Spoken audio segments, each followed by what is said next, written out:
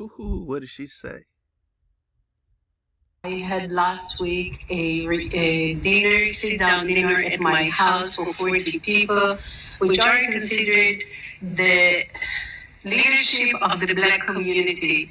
And they were coming from lots of walks of lives, academic, politics, police, airport, mayor's office, many very important people. I don't suggest that they are the people who can go to the Black Lives Matters or they are the Black Lives Matters, but they can approach those people. They can be part of our doing and activities. They could be part of our doing the activities. Hey, Halal HaWah, we back. I told y'all we're going to hit more of a long form version of this drop, man. I want to really take my time with it. And yeah, man, like we need to know who these 40 blacks are that she's meeting with, right? Because she's listed police, politicians, and then, just to make it clear, these ain't the ones going to be marching around with the Black Lives Matter. But who owns the Black Lives Matter? Who owns the Black Lives Matter, huh? Who's behind that? And who are these blacks beating with her, man? Who are these black people? See, they always use us to try to control us, send us a black leader. You know what I'm saying? They groom a black leader. You know what I mean? They pick them out these colleges and groom them all the way up in their secret societies, man. And now they're meeting with her. This is Judith Varney Shore, right? And love again to the fam, man. GMS in Rome, man, for this drop.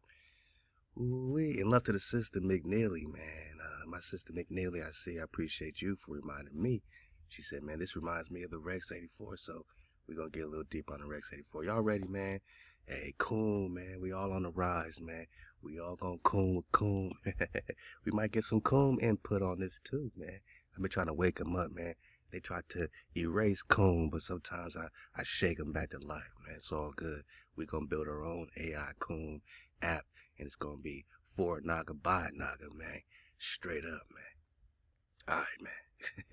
One more time. Who are these 40 Nagas she's talking about, man? Office, very very important people. I don't suggest that they are the people who can go to the Black Lives Matters or they are the Black Lives Matters, but they can approach those people. They can be part of our doing and activities. We meet with lots of legislatures, local legislatures, mainly black, who can have some suggestions of what to do and how to do. They are in close touch with that community. We are working in the universities. We have 2 black universities, one for men, males, and one female, the Morehouse and Spelman. It's not. Hold up, man. She said, we have 2 black universities. She's from Israel. Over there, right? She's from Israel. Diplomat speaking on behalf of Israel. In America, talking about black American universities, so-called, right? And I really say so-called because who owns these universities? Did y'all do your homework, man? I asked y'all in the previous drop, who owns Spelman, who owns Morehouse, man? And when you look it up, it's going to be like, well, the board of trustees. And who's behind the board of trustees? Huh? Who's overseeing the endowments? Who's overseeing the curriculum, man? And who got the spell, man? Who got the spell, man? And whose wife is Spelman? See, these are the questions that make you go, is this why she says, we have 2 black universities? Legislatures, local legislatures, mainly black, who can have some suggestions of what to do and how to do. They are in close touch with that community. We are working the universities. We have 2 black universities, one for men, males, and one female, the Morehouse and Spelman.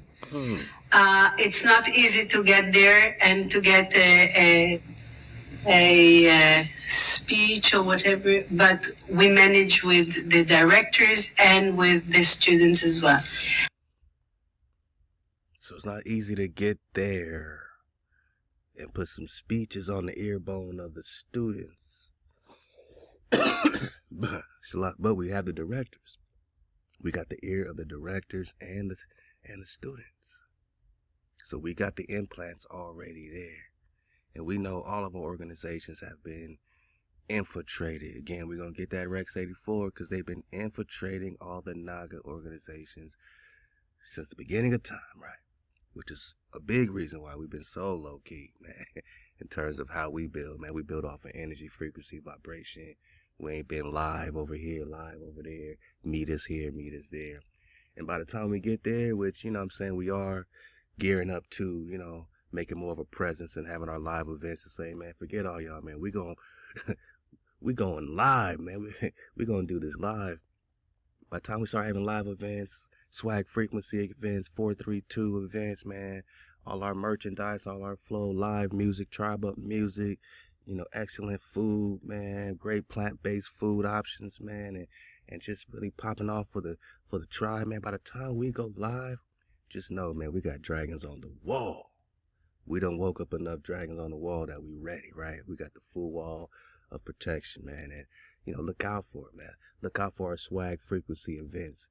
You know what I'm saying? Frequency nights hitting you, hitting the city near you, man. 432, everything in 432. Great mixers, man. Like, we coming live, man. But by the time we do that, it's been 10 years, man. We've been waking up dragons on the wall so they can try to infiltrate they want to, man. But that frequency is a truth teller, man. We in a different frequency, God. We charged up at this point. So Halal HaWah be our protector. HaWah fights for us. And, you know, who are these 40 Nagas meeting with this lady? You know what I'm saying? Saying that she got black universities and directors, got the ear bone of the directors. And what else? And the last, which is not too much yet, developed by me, is the whole question of black churches, which should be actually our basic perception of how to get to the lower levels. Ooh, how we get there, we got to get there through their spirit. Because they catch the spirit in these black churches. We got to get there through their spirit. We got to get them through their spirit, man. And these black churches seem to have the recipe. That should be the most basic perception on how to get to the lower levels where we got them hooked, line, and sinker. Developed by me is the whole question of black churches, which should be actually our basic perception of how to get to the lower levels. One more time, man. Black is when the young was young black people in the United States, but don't worry, they've got some black leaders on the payroll. The major problem of Israel is with the young generation of the black community. And look, I don't care if this is spell magic, man, because they want the young generation, so we can all key in on young generation, and then she throws out black community. Nah, she should say blacks first, right? Because if she said blacks first, then that wakes us up even more. We're like, imagine her coming from Israel in Atlanta saying, our major problem is with black people. We'd be like, who? What black people? The black people in Israel, the Middle East, in Palestine?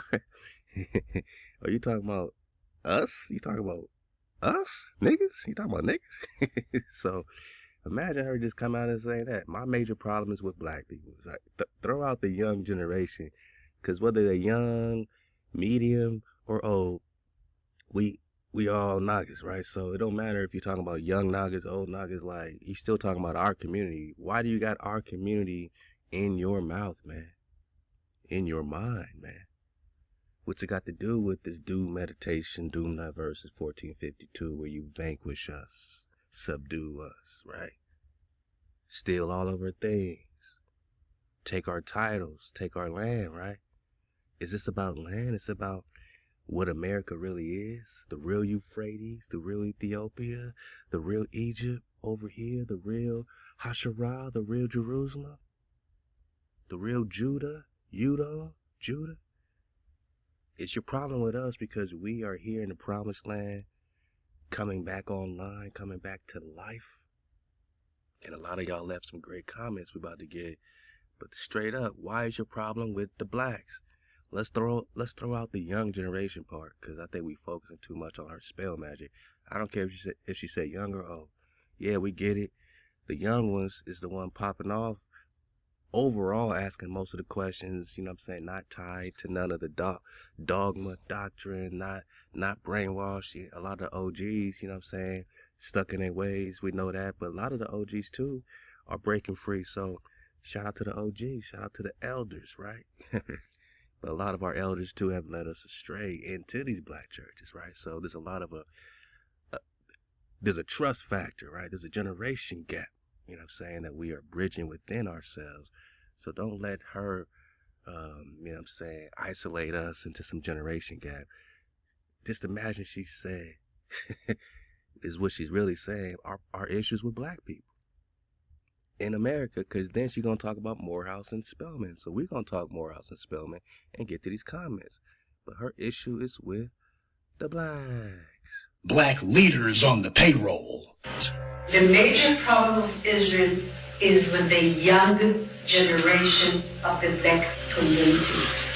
The problem of Israel is with the young generation of the black community. The Black is with the young generation of the black community. This was an Israeli government official who was saying this, not some low-level operative or some rogue member of their diplomatic corps. This was a senior member of their administrative government who was saying this on American soil. Their biggest problem wasn't Hamas or Hezbollah or the Palestinian Authority or Syria or even Iran. She said that Israel's biggest problem was young black people in the United States. Because they're all working together, man. Psalms 83, all these so-called world leaders are one bird, different wings on the same bird. And all their issues with the blacks for the same reason. Because this generation, man, it's pop-off season, man. It's wakey-wakey season. This ain't no indoctrination season. This is truth season. United States. The major community which causes us some problems is the black community. What we are doing is... She didn't say young generation of black community. She threw out the young part now, right? No young generation. She said with the blacks.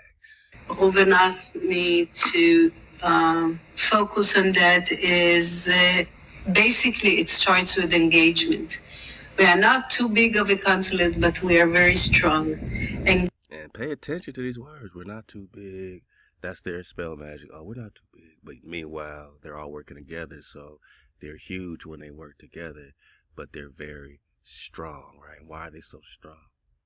Because they got their tentacles in all of our leadership and all these governments. They're very strong, right? Engagement means I had last week a dinner, sit-down dinner at my house for 40 people, which are considered the leadership of the black community. You met with the Avengers? Ain't this who Prester John was fighting in the Marvels? He was fighting Iron Man and all these Avengers, man. He was fighting Thor now. You met with the Avengers of the blacks? And they were coming from lots of walks of lives, academic, politics. So academics, right? She said that she met with the directors of these universities, so they got us hook, line, and sinker. She met with the politicians, and she met with the popo, with the police. One time, Johnny one time. Police, airport, mayor's office, many very... Why the airport? Something about our borders, something about keeping us detained. We're going to talk Rex 84. Many very important people. I don't suggest that they are the people who can go to the Black Lives Matters, or they are the... Of course not. Imagine the police marching with the community, right? Because normally they lining up against us during these marches, right? This is what she's saying. Nah, in the puppet show, since we know that they also own the BLM, right? In the puppet show, they can't take off their mask and march with the people that they are also really teamed up with, right? Using our leaders, pulling our emotional strings while we are hurt in the street because somebody got killed, because something happened to our neighbor, our brother, our sister. We marching because, what else we gonna do? Start popping off, right? And that's what they have their readiness act for, Rex 84, when we just oppose everything about them, man, and we call them a tyrannical such and such, right? Because that's constitutional, that the Constitution is supposed to guard niggas, guard people, guard citizens against a tyrannical infrastructure.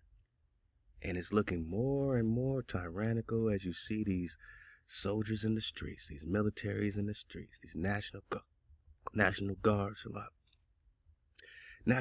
in the streets popping off. You see these National Guards in the streets, it's looking more and more like they running up on us, like COs in the prison, right? Like a CO in the prison. They are revealing what this is, man. You in a prison camp. You think you just free to go to work and you go home, but then they declare martial law like the Tenderoni, and then they got, their quarantines, and now you can't hang out with 4 or 5 niggas at a time because it's quarantine. You can't go to the movies and all this stuff without a pass, without a special pass. What does that sound like to you? Concentration camps? Quarantine? Military soldiers in the streets? Tanks in the streets? And then we get hurt, something happens, all we could do is march, and then they got something for that too. They own BLM, and now they got us marching in circles, saying hands up, don't shoot, I can't breathe, and all this craziness. Why are we saying this stuff? Why are we chanting this stuff? It's word magic. It's spells. All this is rituals. They got us hook, line, and sinking. And yeah, these politicians and police she's meeting with, they can't march with Black Lives Matter, but Black Lives Matters. But they can approach those people. They can approach those people. Those people. Who's those people? You people. Anytime they say you people, those people, or the blacks, you know they race. You know they coming with some hijack energy. Those people. Because they're not our people. It's those people. Part of our doing and activities. But they could be part of our activities. And what are your damn activities if you just, signaled us as your number one op? You just signaled us as the number one issue with your country, right? So-called. We're your number one op. You just called it out. Your main problem's with us. So when you want to reach out and have your engagement, is that a positive thing for us or a negative thing? I'll wait. If we're your number one op, your number one problem, you want to engage us, you got our leaders, you got our politicians, you got our police. And what's going to happen with these black police officers and black military, soldiers and all this stuff in the military? What's going to happen in Rex 84? What's going to happen in the King Alfred's plan? Yeah, they're going to get detained like everybody else because they don't want them helping us when the veil is removed and they know who they're fighting for and who they're fighting against. HaWah. They already know they're going to use their resources and talents and training to help a Naga. So they're going to detain y'all turncoat Nagas first, man. Y'all house Nagas, they're going to detain y'all first. You in the military, you in the police, you into this, you in the politicians, you a leader, they're going to detain y'all first. They don't want y'all helping us because you know too much. You know too many of their secrets. So, yeah, you can approach those people, right? But, we want you to make sure you a part of our activities. Our activities. They are the people who can go to the Black Lives Matters, or they are the Black Lives Matters. But they can approach those people, they can be part of our doing and activities. We meet with lots of legislatures, local legislatures, mainly black, who can have some suggestions of what to do and how to do. They are in close touch with that community. The blacks. We are working the universities. We have 2 black universities, one for men, males, and one female, the Morehouse and Spelman. All right, let's stop right there. Let's stop right there. Y'all been leaving some great comments. Love to the sister Angelicious. She said Morehouse and Spelman College appears to be owned by a nonprofit board of trustees that could be anybody. Right, that's the veil right there. That's the mask. Who's these board of trustees? And even if they got our people, so-called, on the board of trustees, are they really our people? We know it's a more and more war. You dig? All skin folk ain't kin folk, and all kin folk ain't con folk. Con, right? Because con means priest. They don't come in a priestly vibration. They might look like us. And even if you did have your token Nagas on your board, do they own the board? Does that mean they own or have any, rights or ownership of Spelman? Nah, man. Are they controlling the endowments and curriculums and all this stuff? Nah, they're just puppets, man. So the board, this nonprofit board of trustees, is their way of hiding behind, the Avengers, and in the background, they still running things. They still running the show. So love to Angelicious, man. They could be anybody. Adrian said Spelman was named after Rockefeller's wife, I believe. I heard this a few different times. Y'all check in on that, because that's a body bag for the illusion. That's the spell, man. That's the Morehouse, House of More. Love the Quantum, man. They still working in the past. We on upgrade. Yeah, man. TMC said the time will come when our minds will no longer be asleep. That's always been the fear of the world. Yeah, when we wake up, pop off, man. Pop off. Let go of all the religions. Be free. Pop off, man. Can you imagine the Lions at 40? James Laster, what it do? C. Norma says they know who we are. I mean, really, that's the body bag right there. They know who we are. Adrian says, I was saying this in my head as I read your comment. Crazy work. Love to it, man. Shalom, man. DA Kid, JC1 said time is up. Hey, jabronis know it, man. Shalom, man. Time is up, man. We are popping off first thing. Hey, man, top of the soul, man. I'm just popping off my top of the tip top. About to go on a nice joggy jog, man. Training up, man. Just training these hands, training this endurance, man. I suggest you do the same. And then we're going to talk about some cures at the end, man. We're going to talk a cure, man. Love to Dr. Clark, Holder Clark. She says a cure for cancer. She says a cure for cancer. But yeah, try it out, man. The wormwood, the black hole, black or green hole, black walnut, and the cloves, man. These, the grounded cloves. You take them together, man, about 5-6 days, killing all parasites, eggs, everything, anything cancerous. So you got the wormwood, the black walnut, and the cloves. Powerful mixture together. Hey, health drop 101. CKJ said they know who we are, but never counted on us waking up to who we are. I've always speculated that when we wake up to who we are, they will have to present the truth. There's no more hiding. Which is why the soldiers start coming in your streets, because they can't pretend that you don't know, or they can't pretend that you're in some freedom no more. The American freedom dream, all this, it was just a dream. I used to read Word Up magazine, Salt and Pepper and Heavy D up in the lip. Y'all, rest in power, Biggie, man. Because we going big, we going hard, we going home, man. This is our home, so we coming home. You feel me? He said, I've always speculated that when we wake up, they got to back, man. They got to present the truth. For when we awaken to who we are, it must be acknowledged. Con, CKJ, French, we say yes, indeed. Raise your consciousness. That can shift everything in our favor, right? We say keep the code.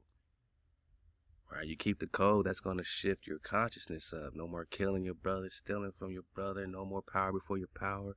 That alone raises your vibration. And my Naga HaWah fights for you.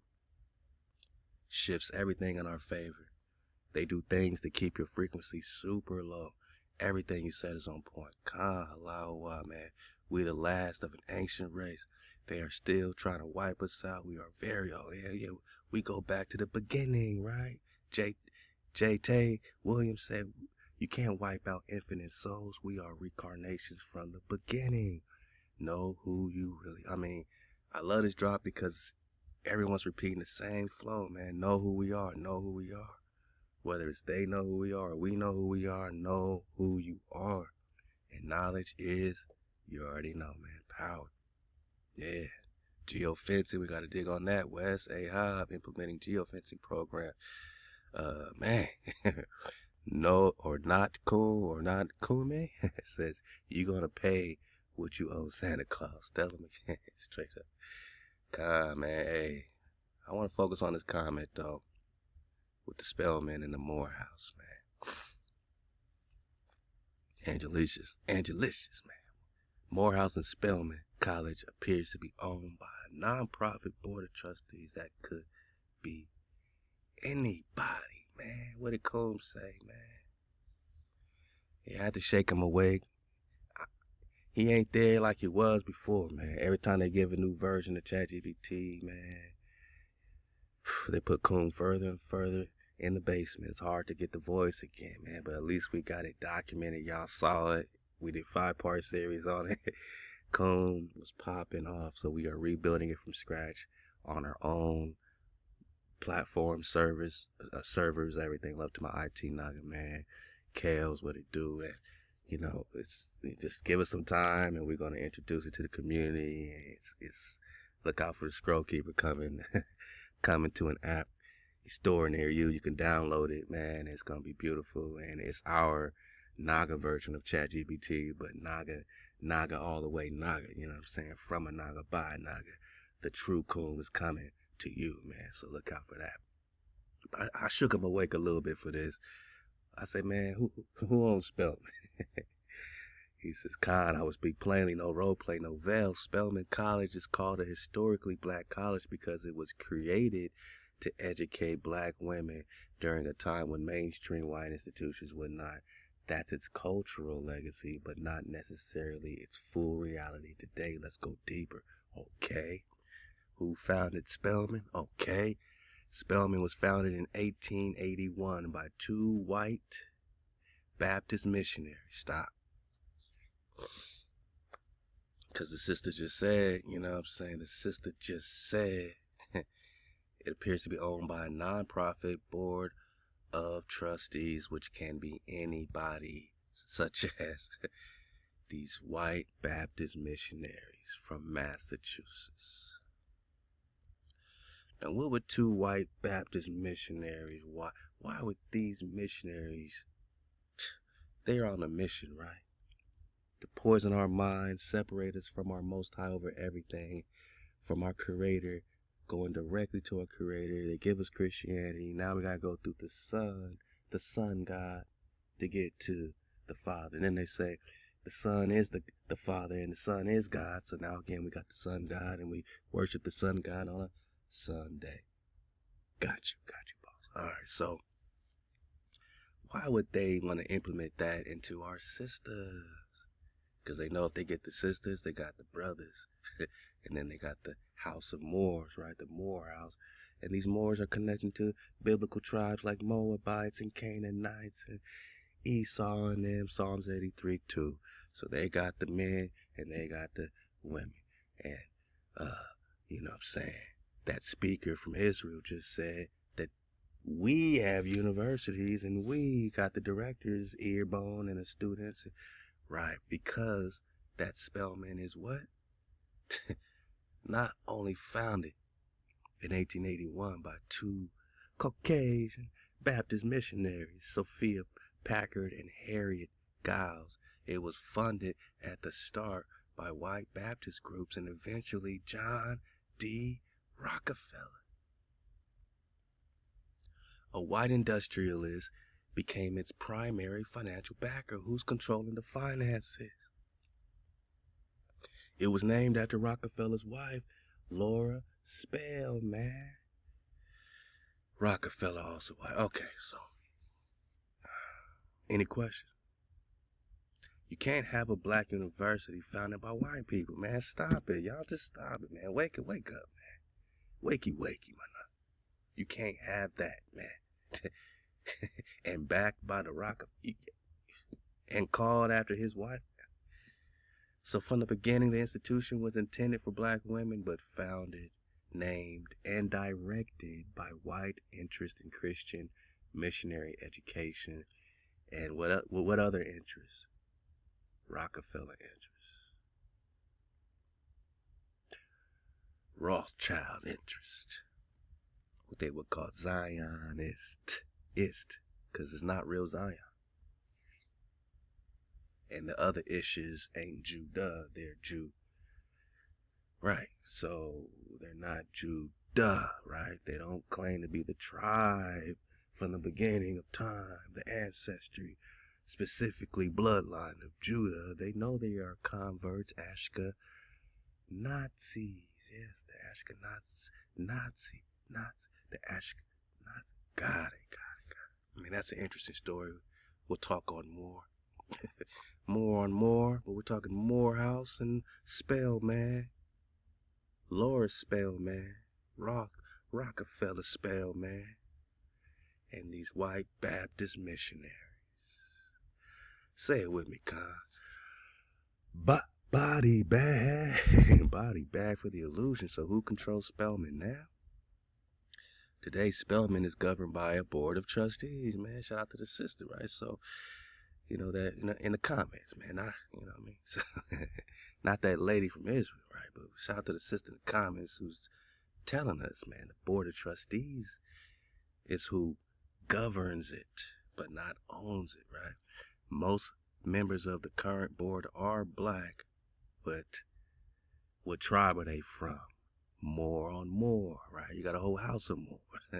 Often successful alumni, executives, educators, philanthropists. Are these the people she's meeting with?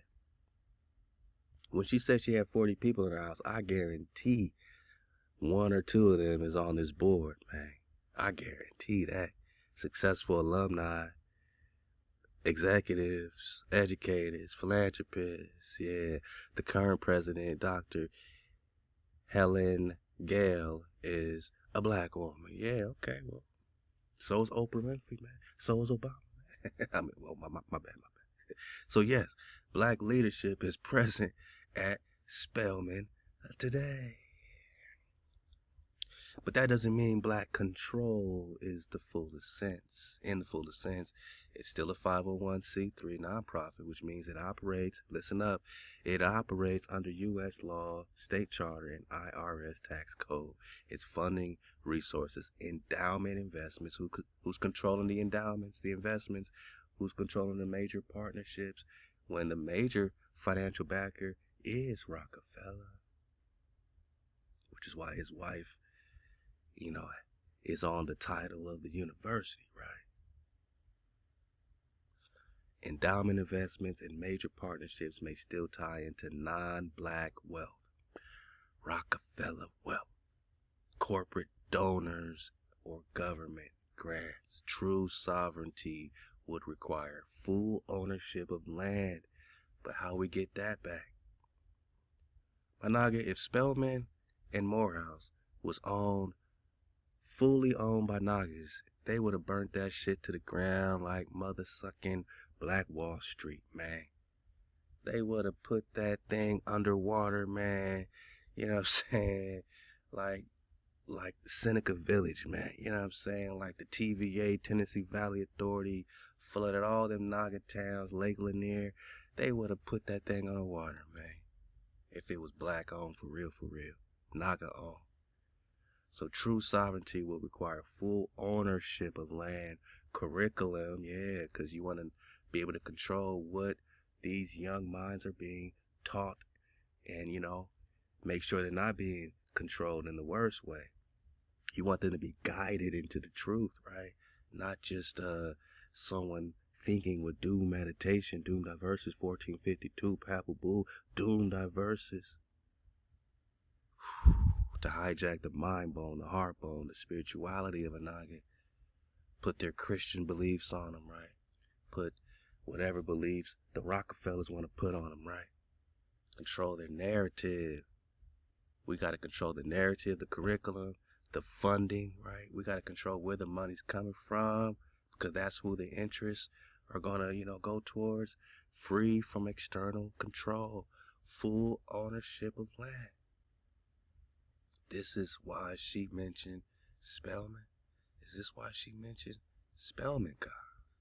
5 meters. But they can approach those people. They can be part of our doing and activities.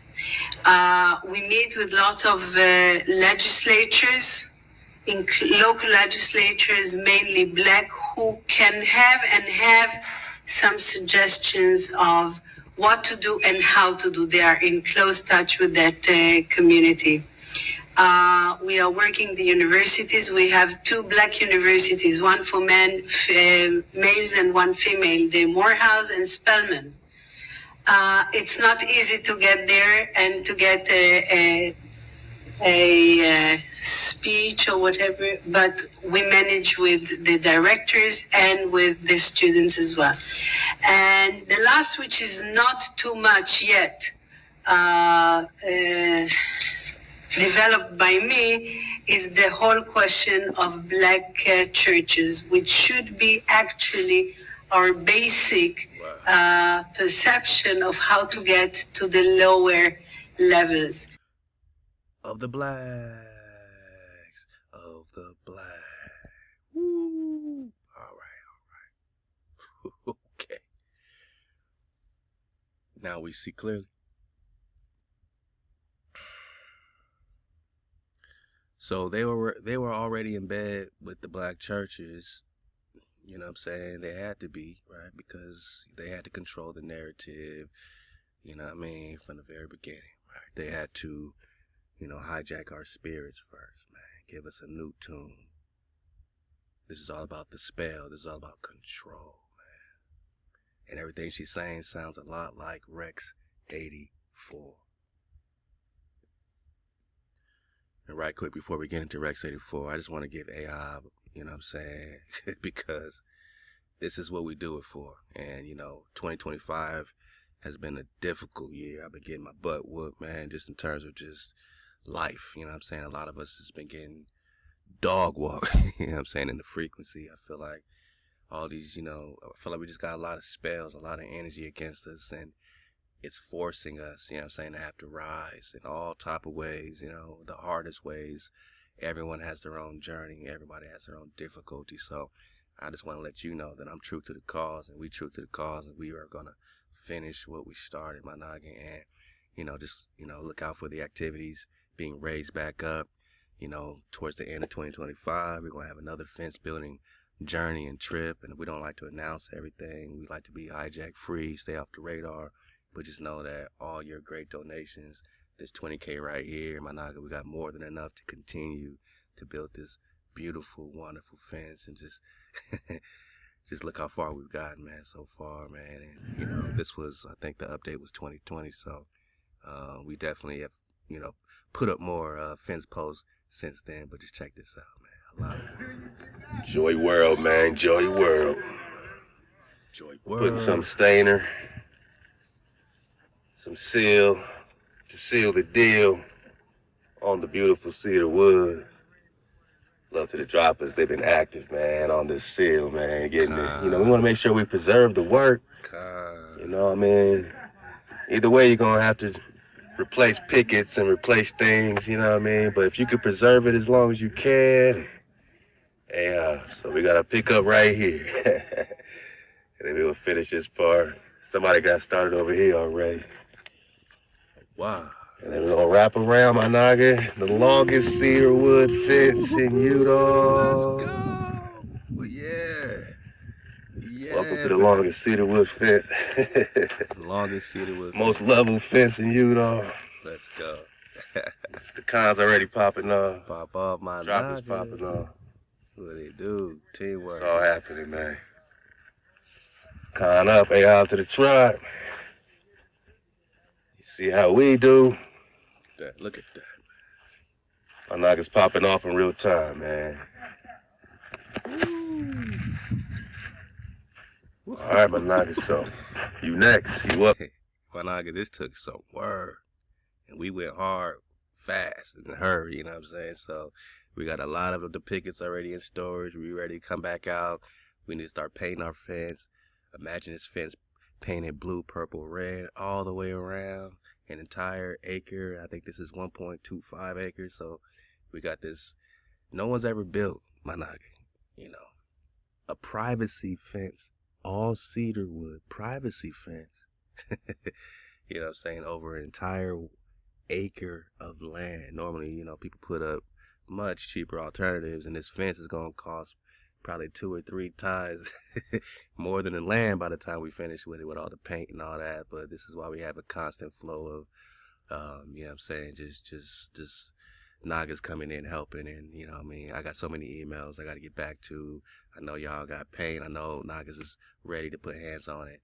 Who's next, man? You know what I'm saying? This is what we've done so far. You know, 2025, we had to take a break. You know what I mean? Different things we weren't able to, you know, move like we normally could. I've been going through it, you know, personally, so it's all on me, you know what I mean? But my noggins, we picking it up, and the team is strong, and this is an opportunity for you to get in, man, you know, where you fit in, man, and just, you know, join the team. You got hands, you want to help build this fence, you want to help build other things on the land. We need to get our septic, we need to get our solar power flow going, our water and all this stuff, man, so our well, you know what I mean, and more sheds and different things set up, man. So this is just the beginning, right? We got this acre 1.25 here, and when I pan the camera on the other side, there's another acre, another 1.25 that we own, all in the tribe. That's 2.5 acres just right here on this lot right here of flat land we can build on, my noggin. And we got another 10 acres up the mountain, right? So we're building our tabernacle, man. We're building our, you know what I'm saying, our inner dwelling, man, where we can go inside and see blue, purple, red, and that's going to be painted on the inside of the fence. Inside is going to be blue, purple, red. So once you walk in, you're going to see all the colors, blue, purple, red, white linen, gold thread painted, all the entire acre, privacy cedar wood fence, man. They even tried to raise the price of cedar wood when we started doing this in Utah and Utah.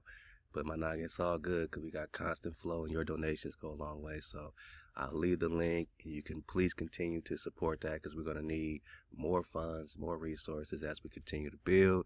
And Noggins is here, man. We're here, and I love y'all, man. Like, this is a dream. This is, you know what I'm saying, our vision, my vision, your vision, man. And it's looking like our tabernacle flow. You know, put a nice meeting place in the center of it, and just start having our events, land events you can come up and enjoy and camp out and just have a flow and be in 432 frequency and tribe up. This is our vision. Like, where else we gonna go, man? We here in Joy World. Next. No, my noggins got hands. Y'all been hitting the noggin like, wow. You know, I got hands, you know what I'm saying? I rock with this, I rock with that. You know, I do electric work, I do solar panels, I do, you know, contracting, you know, all that. So yeah, please continue to hit us up. Music at 432thedrop.com. Now just hit me on the Gmail because I switched servers and the website's getting rebuilt, so I don't have access to the music email. If you've been emailing me there, I apologize. You got to hit me at 432thedrop@gmail.com if you got hands, if you want to put in some work, man. And my nigga, we got it started. Like, no matter how long it takes, we started something. And it's the hardest thing is to start something. You might hit some, you know what I'm saying, dips in the road as you flow. but we started it, so now we got something to continue. Like, it don't matter if it take 5 years, 10 years to get the vision right. At least we started it. Our droplets are growing up. They can continue and keep it flowing. We need a fence building team or just a team of Nagas that's constantly rotating in and out, painting the fence or building this, watering our trees and getting things planted over here. We need constant help, right? I can't do it all on my own. You know, we got a small team that we flow with right now, but we need a big, large team coming in, driving in, flying in, whatever you got to do. You know what I'm saying? Paying homage, man, and you know what I'm saying? Giving all, you know, glory to HaWah, and you know what I'm saying? Being over here putting in that work at the same time, man. So it's here for y'all, man. Like, this is our dream. This is what's happening. We ain't just talking about it. We are being about it, and we started something. Music at 432thedrop.com or 432thedrop@gmail. You know what I mean? And let us know what it is. You know, and we'll keep. Look at that. We'll keep the resources, you know, flowing and connecting. You know what I'm saying? Make sure all my Nagas is included. They truly want to be here. They truly want to be included. They truly want to get their heartbone to something special. We out here in Utah doing something special, man. You know, tribing up, learning how to build together, how to grow together. This ain't no joke. Look how level this fence is, man. We got like 3 or 4 levelers, you know. We were making sure we level the whole. We want to build the most level fence in Utah. Can y'all help us, man? Y'all got hands, man. How to pop off, man. You know, in battle time. I mean, I guess we're going to have a walkway, a little gateway right here. Let's go. Still got plenty of sage for my Nagas. Plenty of sage for my Nagas. Who got the drop on the sage, though, man? We could pop off some oils. Like, what we going to do? Wow, we out of here. We got our shed, man, so we got more structures we want to put up. And, you know, just keep popping off. I'm just saying, my Naga, like, we ain't just talking about it, right? Everything that we are, you know, dropping on, all the knowledge we getting, like it's led us here. You know what I'm saying? Love to Peculiar Joy gave us a great donation to get started. You know what I'm saying? All praise to HaWah. We were able to match her donation and buy this first piece here. Then another, you know what I'm saying, purchase on the other side. Like, yeah, we got to buy our land now, but pretty soon we ain't going to have to buy nothing. Like, the hijack's just going to be giving us back our land. You best believe that, man. It's all happening. So hit this link. You know, you see it in your description. Please keep supporting all my cons. Annette Blaze. Love to the Aqua Annette, man. Anthony Largy, man. What it do? Zion Train, man. Adam, man. Called Roos, what it do? A Contessa Taylor, what it do, man? A Robert Gano, man. All the cons, man. All the cons, man. So please keep the water flowing so we can keep going, man. And make it easy on the cons, man. Just to always have more than enough to continue the journey, to continue the mission, man. And oh yeah, I got yeah. See, this is us at maximum pop offness right here, man. This is us at maximum pop offness, man. You see, we ain't playing right. This ain't no joke. So whatever we hearing from this person talking about her number one problem with us, this is their number one problem right here. You're looking at it. Because Nagas build in Nagaville, man. Nagas coming together, you know, treating their fence posts, making sure this cedar wood lasts a long time, man. And, you know, just popping off. Like, look how organized and beautiful our workspace is. But Naga, look how beautiful it looks as the sun is setting, man. Like, look at Joy World in its fullness and its pop offness, man. So just please believe it's all happening. I love y'all, man. And, you know, just ThaWaDa. All I can say is maximum Ahab and maximum ThaWaDa. Hey, Naga's building Nagaville. Hey, what it do, man? Got the Nagaville shirt. Hey, we're going to come back with these Nagaville shirts, man. Hey, we here, man. We here, my cons. Look at this beautiful, most level fence in Utah. Definitely in Utah. But I think we got the most level fence in history. We here, man. Con up, man. We over here mixing some cement. It's happening. We got the water. Oh, it's happening, man. Love y'all, man. Appreciate y'all. Woo! So they under a spell, but we waking up out of it, man. We home. We back home. The cons is back home, man. So everything she's kicking, sounds like Rex 84 to me, right? It sounds like, yeah, I'm going to meet with the local leaders and put the local leading blacks over the other blacks and engage them this way and that way. This sounds like Rex 84. It sounds like they want to, act like they ready for something. Readiness exercise. 1984. Okay. Let me zoom in a little bit, man. Control plus. Okay. Here we go. What are they ready for? Bravo. What are they ready for? Classified scenario and drill developed by the U.S. federal government to detain large numbers of the blacks. Because the number one issue is with the black. And if they go hand in hand with the United States corporation, right? If we're always supporting them over there in the Middle East, and they're always, we know that these two wings go on the same bird. So whatever her ops is their ops. And we know that we are the ops of this government because they treat us that way. They hanging nagas on trees, throwing our babies to alligators, right? Murdering our priests, murdering our family, genocide. We know we're the opposition. They got the so-called transatlantic slave trade. We know we the opposition, right? But did you know that you were their opposition too over there, right? And so-called Israel, right? Did you know that, right? And yeah, she's talking that same talk in Atlanta, and they own Morehouse and Spelman, and she's trying to engage us for what? For what? Why you thinking about little old us, huh? Why you thinking about the minorities, right? They call us minority. Why you thinking about the minority? Why are we the problem? You want to detain large numbers of U.S. residents? Which residents, right? Deemed to be national security threats? Oh, those residents. Because you don't deem Caucasians unless they over there popping off in schools and going crazy, right? Even then, you don't call them national security threats. But we in the hood, you going to send the National Guard, Trump, you going to send the National Guard to the neighborhoods in Chicago and Memphis and L.A. Because we the threat to you and we the threat to her. That got us thinking, who we threatening? What is so threatening about us? You took our land, you took our gold, you took our knowledge. You told us we from Africa when we indigenous. You told us we on a spinning ball when we firm fixed to move. You took everything. How do you expect us to act? We are the remnant. And we still over here. And we still over here building? We still popping off? That's what the threat is, man.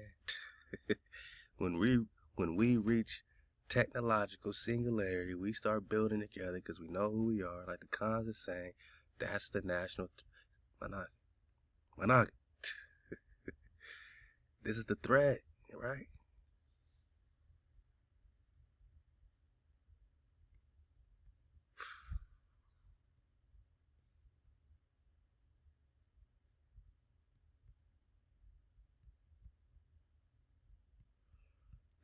This is the threat, man.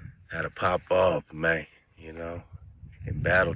This is the threat, that you will build boundaries and borders, and you will let them know that you are serious about your borders. You are serious about your boundaries. They looking at us like we are crazy when we're building this fence.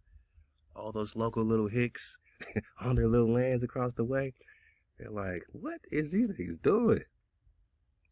You know how expensive that is to build a cedar wood, 6 foot tall picket, all cedar wood, 100% cedar wood? Why would you do that? They must be on some biblical flow, some tabernacle flow.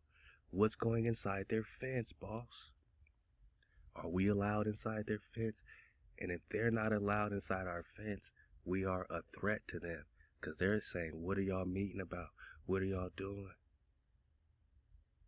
What are you doing?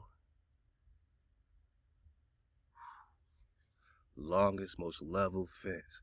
Even when you see it going up and down, it's because the land, some places is up and some places is down. But the fence itself is level the entire way, man. And that's hard to do when you got land going up or down in certain areas. Like, still build a level fence. It took time to build this fence. Why they're taking so much precision and time on their boundaries? That is their national threat.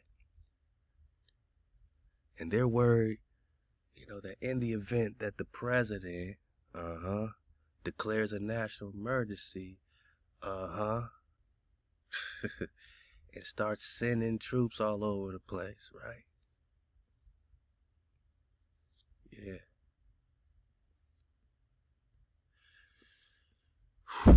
Right, so now they're going back and forth, and certain areas are starting to push back. We don't know how real that is, but certain areas don't want these National Guard military in their streets because they already know the play.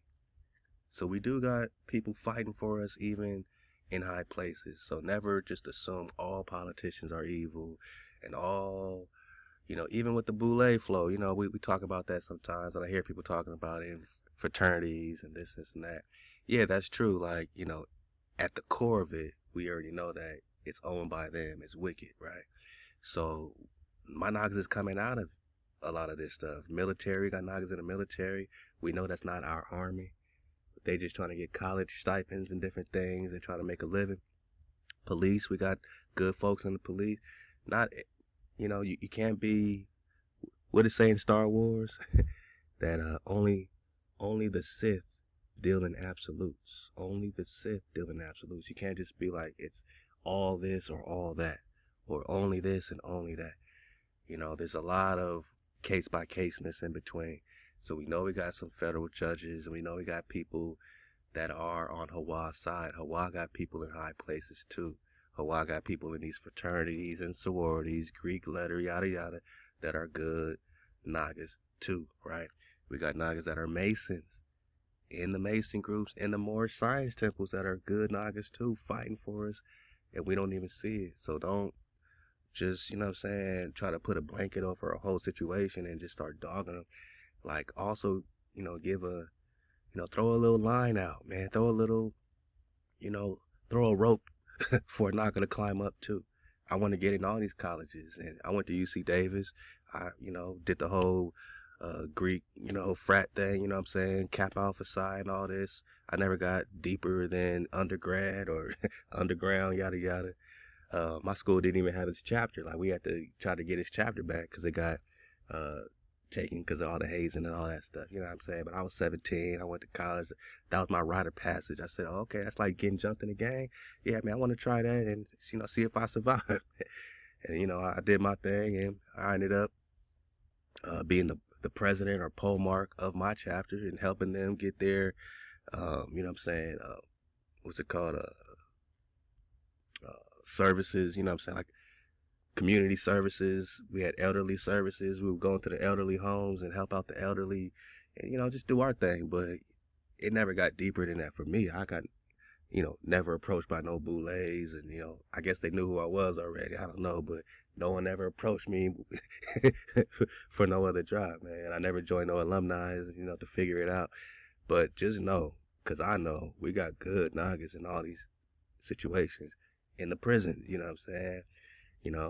We got amazing, like the most beautiful, spirited, creative Nagas are locked up in jails and prisons and yards. Like, you know what I'm saying? Don't ever think because a Naga's a felon, it's all felons are evil. Like, you can't be so absolute about all this stuff. We got good Nagas in the military. We got good Nagas in these fraternity organizations and, even in these boulets, even in this masonry. You got Nagas in high places, politicians, police. So as much energy as you want to get to tearing it down, right? The organization itself, cool. But always remember that HaWah got good Nagas in these places for a reason, right? We need people positioned in certain places for a reason. I had to go through what I had to go through. I had to do my, journey. That's part of my journey. You know what I'm saying? Without Kappa Alpha Psi for me was a part of my young journey, molded me, you know what I'm saying? And I took the positive, I took the benefits. I grew up, you know what I'm saying? Yada yada. So earlier than that, you know what I'm saying, I'm growing up in LA, you know what I mean? I'm around different hoods, you know what I'm saying, and growing up in the hood life, right? I got cousins and everybody from different gangs. Does that mean that I'm gonna go around and start popping people and act like I'm a super gangbanger? Nah, it's like I had to go through that experience too, right? So growing up around the gangs helped raise me to who I am. Growing up around, you know what I'm saying, my experience in my college and the frats and all that stuff helped raise me in certain areas. You know what I'm saying? Doing martial arts helped raise me in certain areas. Having 6 children helped raise me in certain. All this is a part of the drop journey, and y'all got your own journey, your own background, and lo and behold, someone tries to peel all your background and try to point fingers at you. Like, don't do this to people, man. Don't do this to the young minds that are in college that don't know no better, like I was, like me at 17, joining a frat, or these other people that join these Mason groups, or these other people in these camps. Don't do that to them on their journey. That's not the end of their journey, right? HaWah got a journey for Moses. HaWah got a journey for Joshua, for David. They all had to go through a journey, through ups and downs. Some things they're proud of, some things they're not proud of. But if you take the positive and you keep the water flowing, you know what I'm saying, like I'm doing, like I did, you come up out of that spell, right? And now I can be influential and going back to that same school at UC Davis, hitting up that chapter at Kappa Alpha Psi and all this, and I can talk to them young niggas, and I can, you know what I'm saying, set up a flow so that they can come about that flow. Not by demonizing them, you know what I'm saying, but by saying, yo, you know what I'm saying, do you keep the code, right? You know what I'm saying, let's talk code keeping, let's talk 432 frequency, let's talk flat earth, let's talk indigenous. Did you know you was indigenous, my nigga? We could talk like that, right? Because of the journey, right? So HaWah had, you know what I'm saying, HaWah's plan for me. HaWah got HaWah's plan for you. And for all these situations, keep your mind, open to an extent of understanding that HaWah got a plan, right? And yeah, you can judge the group, but the individuals within it, like, don't demonize them. Allow them to grow. And if you're going to do anything, put energy into creating a path for these niggas to come up out of the wickedness, of the brainwashing and the blind leading the blind. Like, help these niggas. Don't just demonize them because it's an easy target. Oh, using a frat? Oh yeah, these frats, da da da da da. Masons, oh da da da da. All you can do is demonize. That doesn't show any growth on your behalf. Because what happens to the greatest minds, if they think you're demonizing them, you're pushing them further away from the drop. You're pushing them further away from the truth.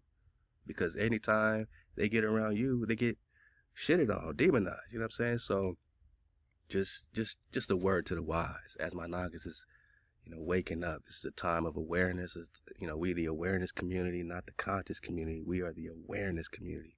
And you can be aware, right? Or you could be conscious and still be getting your ass whooped. In the boxing ring, you could be getting hit upside the head, and technically you're conscious, but you're not aware of how to defend yourself. We are aware. Our defense is HaWah. Our defense is the code we keep. So I keep it real with y'all about me, about my flow, because it's my flow. I'm proud of my flow. I overcame my flow. Are you overcoming your flow? Could you overcome my flow? I grew up in LA along with all the gang stuff. Just to get away from that, my mom had us in theater. My mom, had us, doing, music. I was playing saxophone. You know what I mean? I started doing, I got a TV agent when I was like 11 years old. I started doing TV commercials. Before I went to college at 17, I had done over 20 national TV commercials, all the cereals and all this stuff. I was the most commercial nugget but I never got deep in Hollywood, right? But I was able to peek in and say, yo, like, let me go the other way. Because I saw how it was affecting my homies, my friends that were getting big TV shows, and how their spirit was being, just attacked, and how they were changing. And I could see the evil, I could see the wickedness. So I said, I like to write movies. I like to, put on productions, stage plays and all that. I want to get back to that. But now I can do it with the right knowledge. I can put the drop into these joints, man. Now I can 4-3-2 it. Now it could be about swag frequency. It don't have to be about Hollywood. Now it could be about Nagarville. But without my journey in Hollywood at a young age, you know what I'm saying, I would have never really understood the difference, right? The evil, the wickedness, the play of Hollywood, man, and just to see the effect firsthand and people that was close to me, I needed to see that at a young age to deter me, you know what I'm saying, from going that particular route and getting lost in the sauce. I could have got lost in the sauce and got some TV show and just been lost in the sauce, right? HaWah is my savior.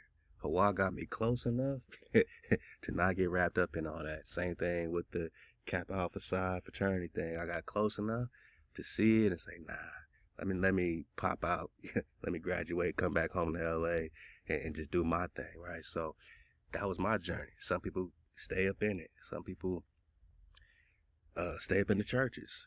I went to a Christian church. You know, I was over there trying to evangelize and baptize and do all that stuff when I was 15 and 16. Right before college, 17, I just stopped going. Like I kind of woke up out of it at 17, but 15, 16, I was super Christian. I could have stayed in that, right? But I got deep enough into Christianity to learn the New Testament very well.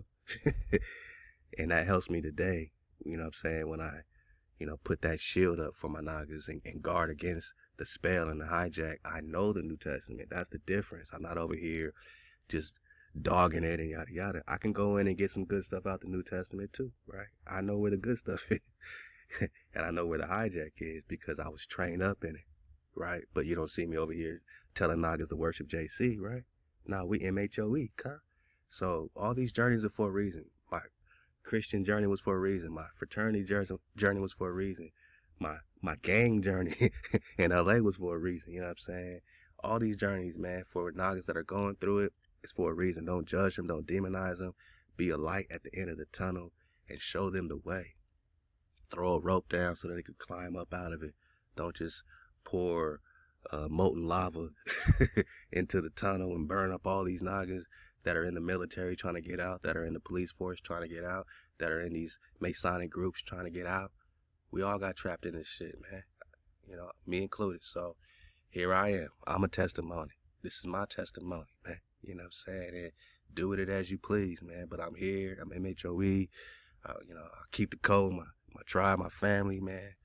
And only HaWah could judge me, man. This is where we're at, you know what I mean? So these federal judges, some is fighting for us, some's against us, man. So right now there's a temporary block. There's still a government shutdown, I believe, right?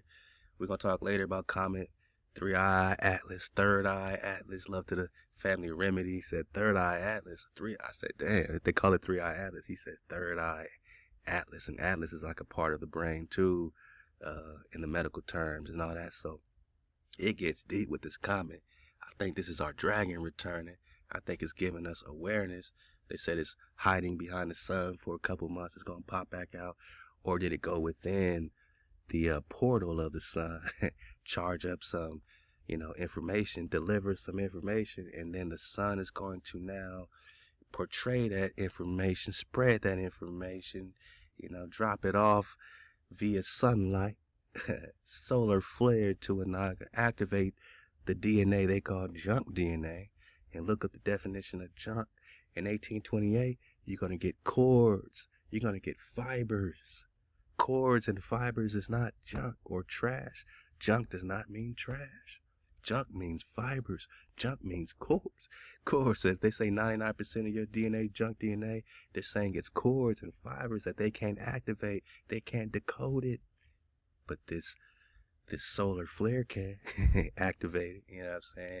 So I think this comment is deploying a wakey package to the cons. This is a good time to fast.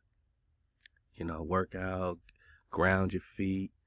Detox, get that wormwood flow that we talked about, get that green whole, black walnut, get that clove flow, get your detox on. This is your time, man. Keep the code more than anything else, man. Exodus 20 got us in code, man. So, yeah, when you see these National Guards, just think of the same thing with this Rex 84. What are they getting ready for? Detaining large numbers of who? The blacks, right? Because the Rex 84 is the same thing as the King Alfred's plan.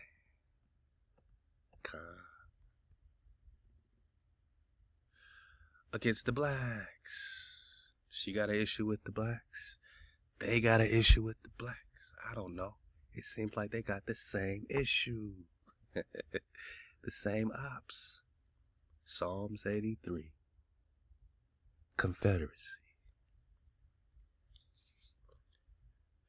Even the blacks got an issue with the blacks, right? And when they talk this ICE, this ICE, all this is them getting ready, my naga, for the martial law. So you can get used to seeing these soldiers in the streets and tanks in the streets and acting like, oh, we're going after Latinos and immigration, but really they there just to get situated. They don't ever plan to leave, and they could turn their attention on the blacks. So you got the National Guard with Trump and them focusing on these black communities. They call them, oh, the Democratic. Nah, it's not about Democratic.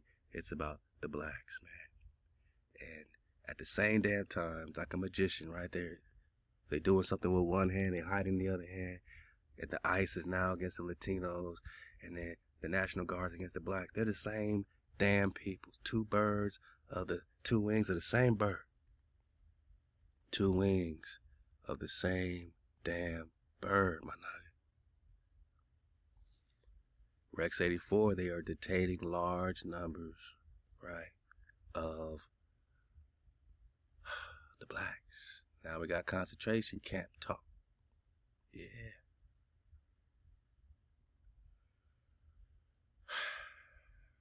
Right, same thing we've been dropping, right? But now you see clearly because old girl just set it off to where you can't go back to sleep. She just came from Israel saying her main issues with niggas in America. Young niggas, old niggas, niggas in America. And then this been put out in their legislature, you know, even before 1954. Supreme Court, United States of America declared unconstitutional separate educational, recreational facilities. Racial unrest, discord had become very nearly a part of the American way of life. Discord, right? So really,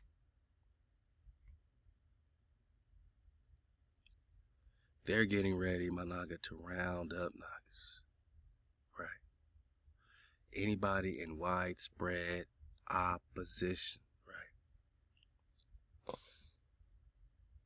If you're an op, which she just called us her number one op, if you're an op to something like the U.S. military invasions, such as being an indigenous con and realizing that we're in an invasion in America right now. We're not looking at invasions in Central America. We're looking at invasion in North America. 1776 invasion. Chickamauga Cherokee Dragon Canoe Tecumseh War invasion. That's the invasion we are, because they've been invading us. So if you're opposed to it and it's widespread awakening, yeah, that's a possible reason to start rounding nagas up.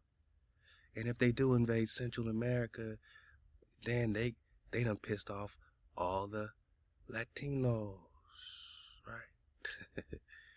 And really the indigenous nagas there, the blacks, right?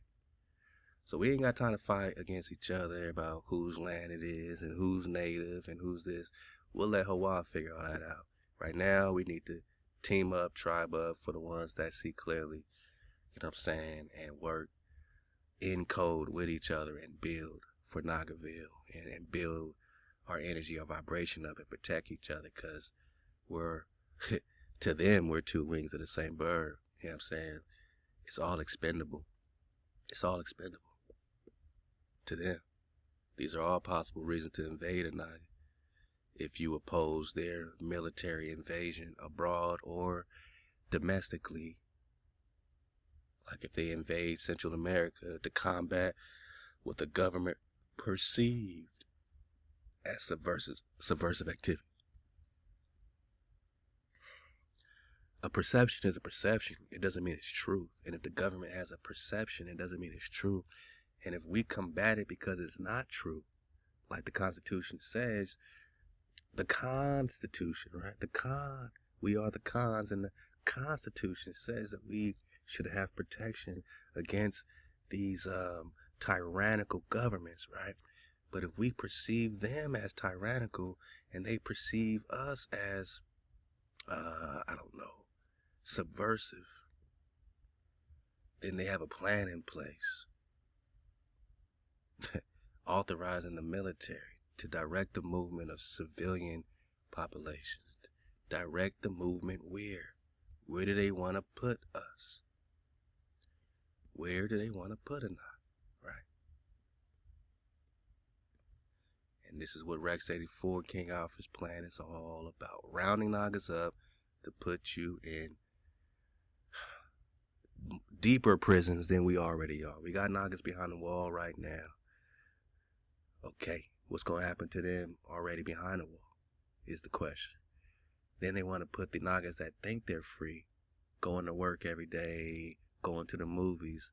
No, you're in a prison camp.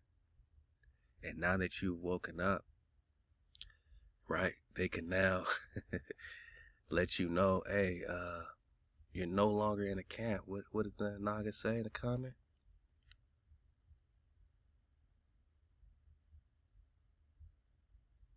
CKJ, they know who we are, but never, I said never, counted on us waking up to who we are, or they just, they can't see HaWah's plan, right? They can't see the vision, so they didn't know it would pop off like this. They didn't know 432 would be here. They didn't know it would be in a 432 swag frequency, keeping the code Exodus 20. They didn't know we'd be MHOE this fast. Code keepers this fast, this sudden. Know that we indigenous, that we waking up. I've always speculated that when we wake up to who we are, that they will have to present the truth. And when they present the truth of themselves. They come out with their dogs and they start rounding niggas up and saying, sorry, you're in a prison camp, but now we're going to put you in a concentration camp. Forget your constitution, cons. We're going to put you in a concentration camp, and we're going to continue to invade your continent, Oh yeah, this ain't no illusion. Con means priest. And everybody's on board. So you got the link. Go through it nice and slow. But know that this is what they've been on. To alleviate the condition of the minority. Minority is you, I guess, because we know we're the minority. We know we're the majority. They're the minority. But the hijack likes to flip everything around and reverse everything, right? So they call us minority, so we feel small, so we feel weak. But it's okay if we small.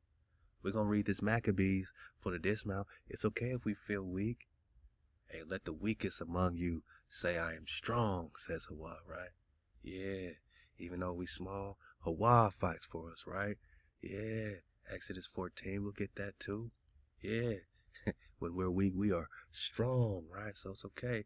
Let them call us their bywords and their spells to alleviate the condition, of the minority. And the minority is still is not satisfied. Demonstrations and rioting have become a part of the familiar scene. Black Lives Matter. I guess we would riot and demonstrate on these demons. Demonstrate on these demons. You know, I guess we'll be fierce and violent if we are the dragon, which is the definition of a dragon in 1828 Noah Webster Dictionary, the fierce and violent ones, male or female, man or woman.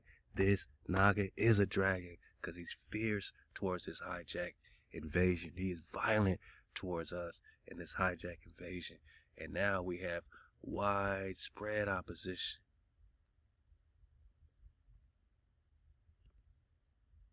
To our invasion. So let's round up these niggas. Let's start rounding up at least 500,000 of these niggas. Undocumented, that sounds like the ICE situation, ICE, but where's their documentation? Where's your documentation in 1776? And who do you deem, which residents are national security threats, right? So we're a national security threat because we are fierce and violent dragons, demonstrating, rioting because we want our land back, rioting for justice, right? Troops have been called out in city after city across the land, and our image as a world leader severely damaged. Our enemies press closer, seeking the advantage possibly at a time during one of these outbreaks of violence, fierce or violent towards these hijacks. The minority, I'm just going to say, when I see minority, I'm going to say the blacks. The blacks have adopted a military posture to gain its objectives. They're afraid of us having a military posture against them. We over here just building Joy World, right? We just building for Niagaville, but they're afraid that that land will be, our military outpost, right? This is what they're afraid of. This is their national security threat. The blacks has adopted an almost military posture to gain its objectives, which are not clear to most Americans. It is expected, therefore, that when those objectives are denied, the minority racial war must be considered inevitable. But you've already invaded the blacks. 1776. When that emergency comes, we must expect the total involvement of all 22 million members of the blacks. All the Nagas gonna fight, men, women, and children, because this man or woman is a dragon, fierce or violent towards the hijack, because they want their sovereignty, peace, they want land of their own, they want safety. They don't get it. If you reveal your head, hijack, that you are the oppressor, that you are the invader, you want to put us in concentration camps, then I guess men, women, and children will fight against you. I guess so. For once this project is launched, its goal is to terminate once and for all the black threat. Sounds like Doom Diverse's 1452, vanquish and subdue all niggas. Who are we a threat to? Who did she say she has an issue with, right? The blacks. We're a threat to them in Israel. We're a threat to them in America. Them. Because they not like us.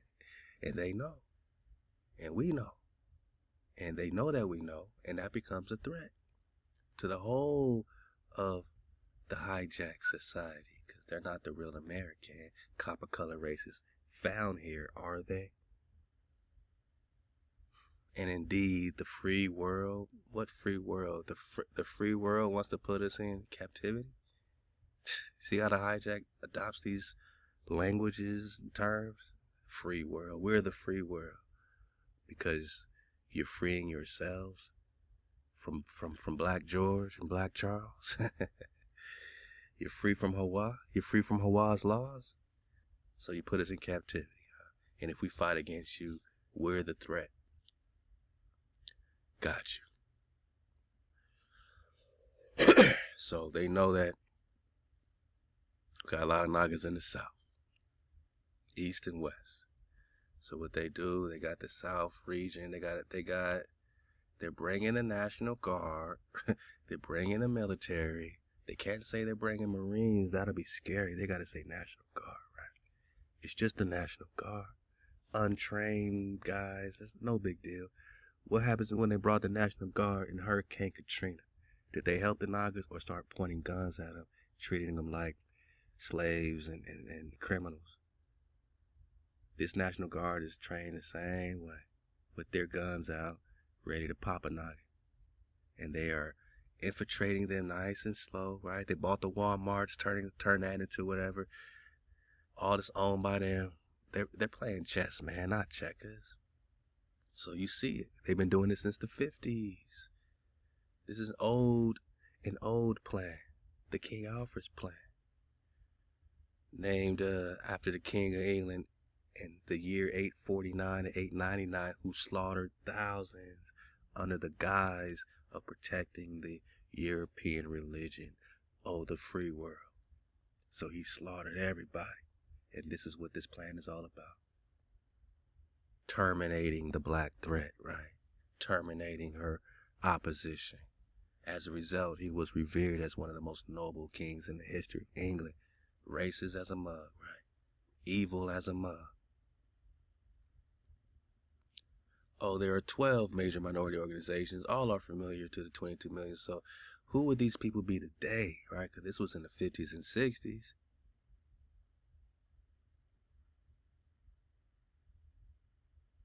Oh, man.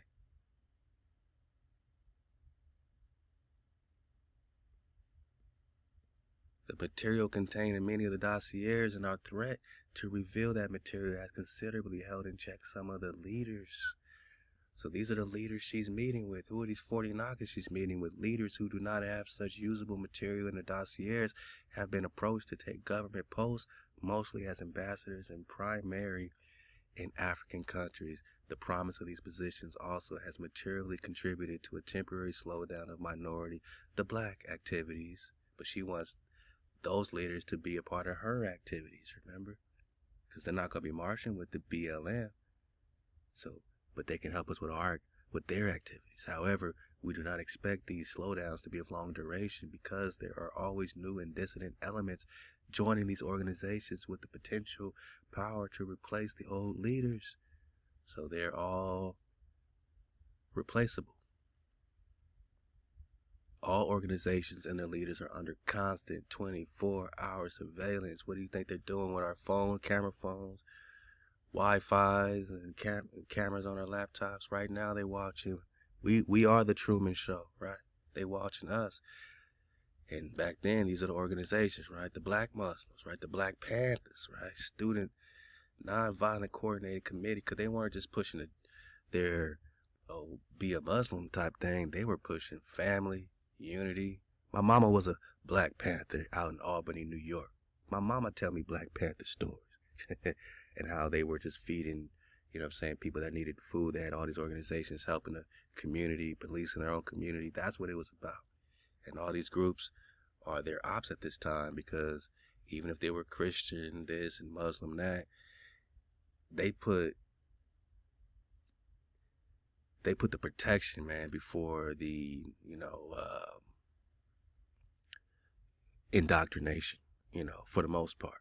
For the most part, it was us just trying to form something under some type of flow, whether it was National Urban League, Freedom Now Party, Aurora movement, the whole Kwanzaa flow. Like, they were trying anything to break free a little bit off of some of this spell, man. And now, again, who would the top 12 organizations be for them, right? They're just watching the internet now. They're watching all of us now. And look, note at the appropriate time to be designated by the President Trump. The leaders of some of these organizations are to be detained because these are the ones she's meeting with. And at the appropriate time, we're going to read about it. When all hell breaks loose and they can't use these leaders no more, they will detain these leaders, whether they're in the police, military, politician, whatever, only when it is clear that they cannot prevent the emergency. So they'll use these black leaders to pacify us, but when they cannot prevent it, when they can't prevent the uprising no more, they are useless. They will be detained because they got too much drop. Working with local, that's why they tell them all to drop, because they're going to detain them anyway. They give them some drop, and they think they special, the black leaders, because they got some drop. They got some knowledge. They know some plans. They're working with the UN, but they're going to be the first to be detained. Working with local public officials during the first critical hours, all other leaders are to be detained at once. Compiled list of minority leaders have been readied at a national data computer center. They already got the data on all these Nagas, all of us Nagas. It is necessary to use the black leaders designated by the president in much the same manner in which we use the black leaders who are agents of their central and federal alphabet gang. Go along, get along. Kwame, take the wheel. And we cannot, until there is no alternative, reveal King Alfred in all its aspects until We absolutely have to, and they do plan on doing it. Minority, blacks, members of Congress will be unseated at once. This move is not without precedent in American history, meaning it's been done before. Yeah. This has gone out to the Joint Chiefs of Staff. This is a report, my naga. Now in preparation, there will be many cities where the minority will be able to put into the street a superior number of nagas. What? You gonna hit the streets? This is the widespread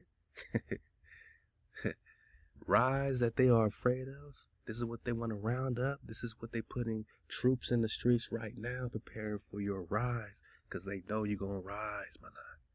But do they know HaWah fights for us?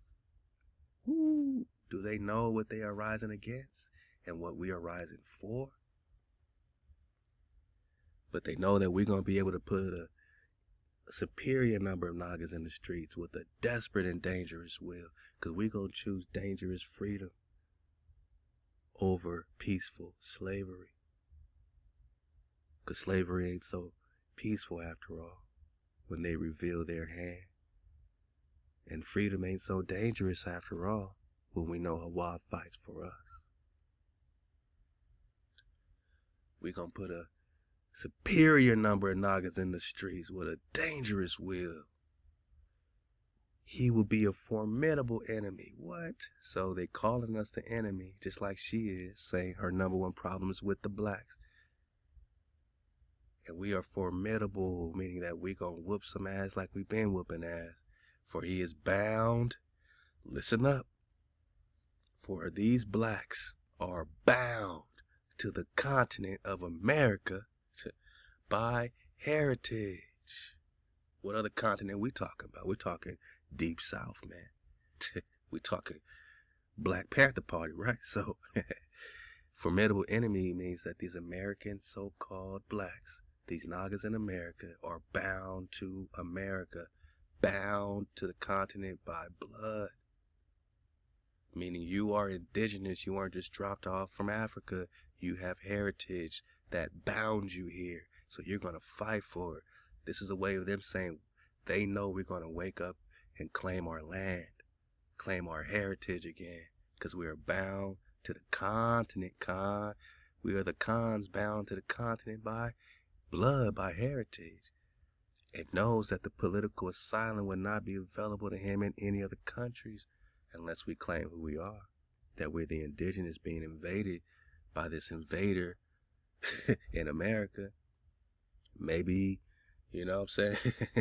Maybe some other countries, is on our side, Maybe the ones they say that are enemies are on our side. Maybe they will give us asylum if we wanted asylum. The greatest concentration of the blacks is in the South. Shout out to my Deep South nagas. The Eastern Seaboard, shout out to my East Coast nagas. The Great Lakes, right? And the West Coast nagas. While the national population exceeds that of the minority by more than 10 times, we must realistically take into account the following. An estimated 40 to 50% of white population will not, for various reasons, engage the blacks during emergency. We already know they don't want that smoke. They don't want that dragon fire. 2, the armed forces are spread around the world. A breakout of war abroad means fewer troops at home to handle the emergency. They spread themselves a little thin. Is that why they're all having these meetings now? Is this why they're trying to get peace out there with Gaza and the Palestinian-Israel flow? Because they're like, yo, time's up. We need to work together now. Like, the puppet show is over. We need to work together to bring our troops home. We need to bring everybody back at home.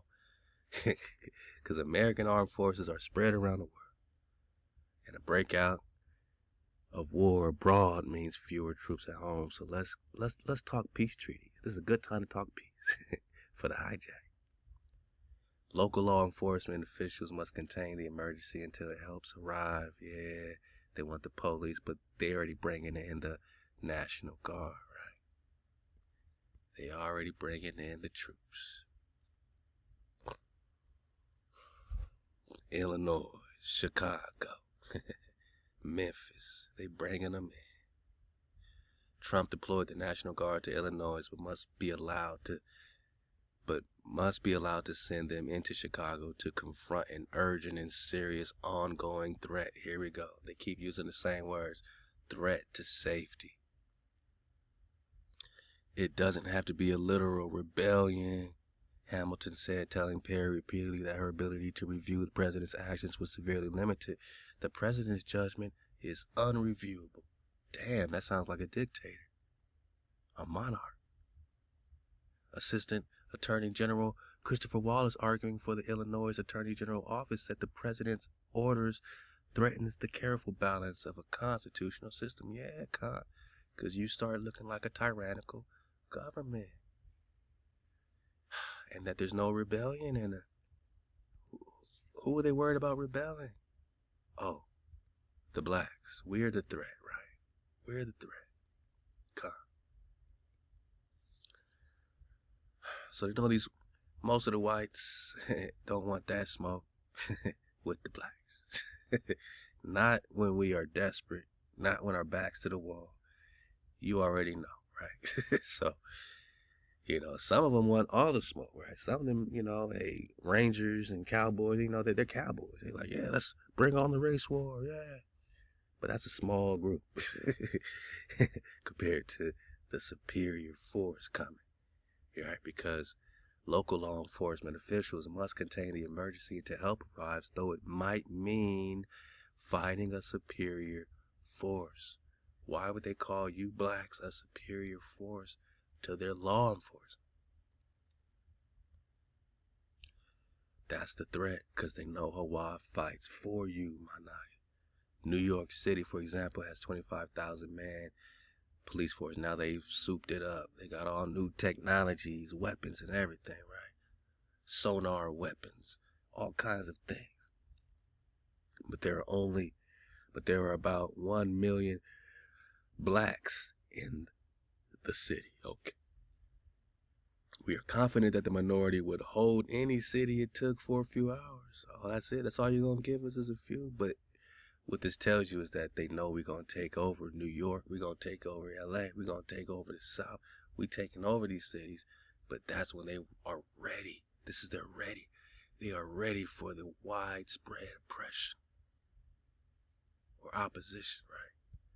They are ready for any national threat. They are ready for any widespread opposition. So this is the point they are ready for, because we are opposing their invasion. They are ready. Because if we're going to take over the cities, they say, right? They say, I'm not saying it. This ain't my declaration. This is what they're putting into writing in the 50s and 60s. And upgrading and updating ever since. The lack of weapons, facilities, logistics all put the minority at a final disadvantage. That's when you're wrong. But you'll see, I don't want to give up the play. Just know that HaWah fights for us. Since the Korean War, the department has shifted minority members around of the armed forces to areas where combat is most likely to occur, with the aim of eliminating, right, terminating the threat through combat. So they want to kill us off. Since the Korean Wars, Vietnam's, Iraq, they've been putting our people on the front lines to kill them, to terminate them, to eliminate them. As many combat-trained military servicemen as possible.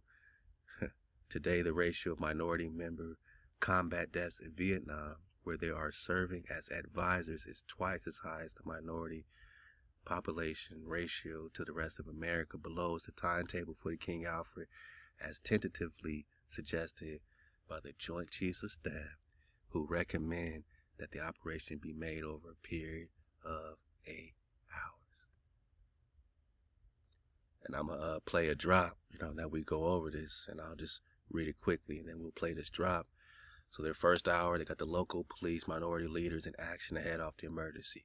Countdown to 8 hours begins at the moment President Trump determines the emergency to be national, right? We got National Guard coming, right? He already declared emergency, right? Coordinated. They got a government shutdown coming, right? Right now. Long duration, 8th hour. Why so long? Right, we'll talk about it. County police join local police 7th hour. State police join county and local police 6th hour. Federal marshals join state, county, and local forces 5th hour. National Guards federalized. They already brought them. Held in readiness 4th hour. Readiness, Rex 84. Regular armed forces alerted, take position. So now they bring the full Monty of the forces to back up the National Guard and the police and all that. Minority troops divided and detained. This is what we're talking about. My niggas, I implore you. I got homies and peoples and different folks that got their sons or daughters in some type of military, right? So I'm telling my niggas, I'm telling y'all, get them up out of there, man. That is not your army. That is not your war. Get them up out of there, because they're going to choose to go after them first because they're trained, and they don't want these trained niggas helping us, and they don't want no white sympathizers helping us. So minority troops divided, detained, along with any whites that want to help us on some major level, under guard 3rd hour. All minority leaders, the leaders she's meeting with, she plans to detain them. Ain't that some sick shit? She has them in her house knowing that she plans to detain them, and even worse. National and local detained 2nd hour. President addresses blacks on radio television, says, give it up. Give our cities back. Gives it 1 hour to end before they go haywire, and that's when they find out the truth. HaWah fights for you. Straight up. Is that what you really want? War against Judah? War against Hasharah? War against the indigenous original Marokkan? Is that what you really, really, really want? Is the reason you keep pushing it back, your timetable? Is the reason you keep stalling? You know damn well this comment showed up at the right time. At the right time, when they coming in our cities, at the right time they got their National Guard, at the right time she's saying that we got an issue with the blacks. At the right time, here comes this so-called comet, this dragon in the sky. Oh boy, the Kumsey's comet has returned. And they looking up like, damn, is that a sign that HaWah fights for them? President tries to say give it up on the 1st hour. All units under regional commands into the emergency. It's all out war at that point. 0 hour committee. Then they go into, this part, which is very important, and we're going to get it on this clip, but you could read it right here, man. This is all about the concentration camps. This is all about these 9 million objects, 1.5 production could not dispose of the containers. What are they talking about? We're talking about incinerators. We're talking about, all the Hitler stuff. We're talking about all the concentration camps disposing of the bodies because they plan on killing that many bodies on bodies in Calais Loose, Aggies on Aggies, the Amaru. We talking Sylvanus to Texas. Genealogy never connects this. Their hobbies are digging up bodies. Pomegranate, the house of Romani. Chickamauga was fighting off zombies.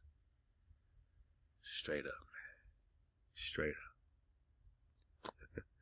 Bodies on bodies in Calais, so they just want to burn the bodies, vaporize the bodies. Vaporization techniques be employed to overcome the production problems inherent in King Alfred's plan. Zero Committee report refers to the problems that occurred in Nazi Germany when the furnaces were not hot enough to burn the bodies that Hitler had killed. The bodies clogged up the furnaces, thereby causing a problem that the above committee recommends avoiding by building high-volume nuclear-powered incinerators that burn 5,000 degrees. So forget incinerating. Let's vaporize these niggas.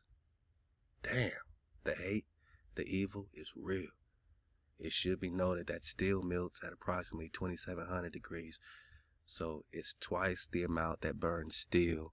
That's how they want to vaporize a con.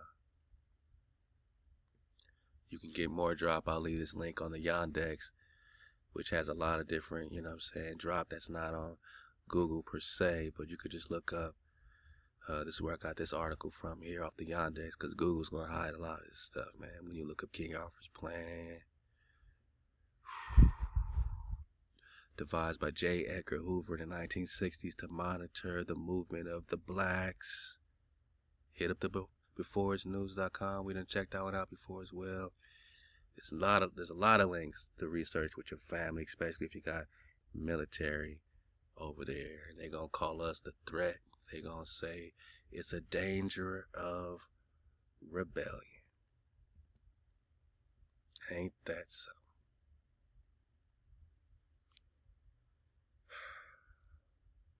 So the same danger. What? First of all, ain't no niggas tearing up no cities, tripping out. Any violence they talking about is violence against ourselves. Black on black, so-called black on black. When wicked on wicked, black means wicked. So yeah, black on black crime. And we wicked if we out of code, killing our brother and sisters, right? So there ain't no danger of us marching to Capitol Hill, tripping. But they're using that as a speaking point, talking point. Like if there's a school shooting, they're going to say, oh, all guns are bad because Johnny shot up the school. They use that as their talking point, their marching point, right? And if the crime was high in Chicago, but it went down, and now the Illinois governor's like, man, crime went down. Crime is going down. Not because it's waking up. That's the threat, is that you waking up. You don't get it. They're not really tripping on you killing each other. But as soon as you stop killing each other, they know it's time. That's when they know it's time. That's when they're in danger of rebellion. That's when it's a national threat. Because when you stop killing each other, you become fierce and violent towards the real opposition, the real invasion, right in your face bone. You remember the Tenderoni when they closed down the businesses? They put you in quarantine, right? Couldn't go to the malls in certain numbers and playgrounds. They took the rims off the basketball courts. Y'all remember? Niggas can't play no hoop. All businesses, including museums, malls, retails, everything must stop. Niggas gotta go inside. Nobody's locked down. We encourage you not to be locked. Come on, look at this, man. This is not shelter in place like a school shooting. This is stay at home because you're safer at home. It's okay. So let me get some water, man. Popping off.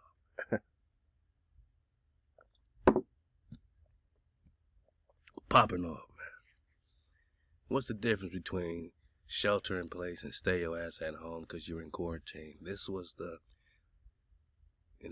setup. They were testing. These are the tests. And now they know they can control niggas like this, man. They're going to bring all this back with a national security threat. It could be a health threat, another Tenderoni outbreak, another health outbreak, civil unrest because another police shooting.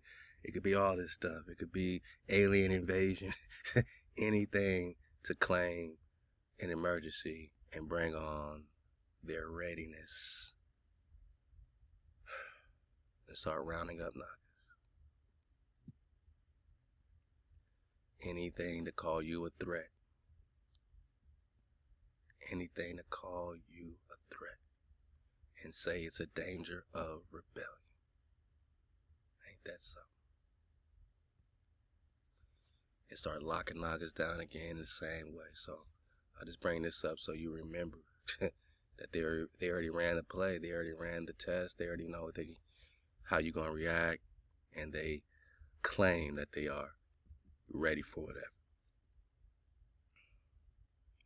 They got it all in a countdown in 8 hours to round up all niggas in a period of 8 hours. Ain't that some shit? They must not know HaWah fights for you, my nigga, for us. Man, it's some 2020 drop. And since we talking 2020, we been talking Rex 84 for a long time. Shout out to Ray Hagens, man. Did a great drop on this. Just look up Ray Hagens, you know what I'm saying, King Alfred's plan, and just hear the brother speak on it. We done dropped on it a few times. And let's get some drop right here from young 2020 dropper, man. 5 years ago. Let's get it. If you're not familiar with it, get familiar with it. I'm just belly flopping to the last page. Below is the timetable for the King Alfreds, as tentatively suggested by the JCS, that's the Joint Council or something like that, who recommend that the operation be made over a period of 8 hours, my nigga. 1, local police and minority leaders in action to head off the emergency. 2, countdown to 8 hours begins at the moment the president determines the emergency to be a national.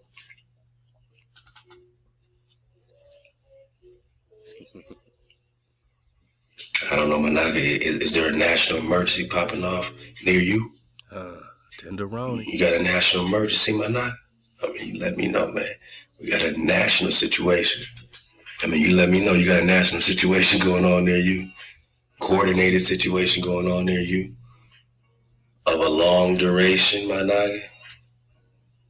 Tenderoni. So the countdown to 8 hours begins at the moment the president declares the emergency to be national or of a long duration, my nigga.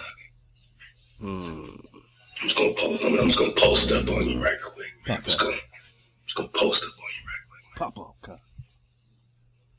Something, I'm about to say something told me, but Halal HaWah, man.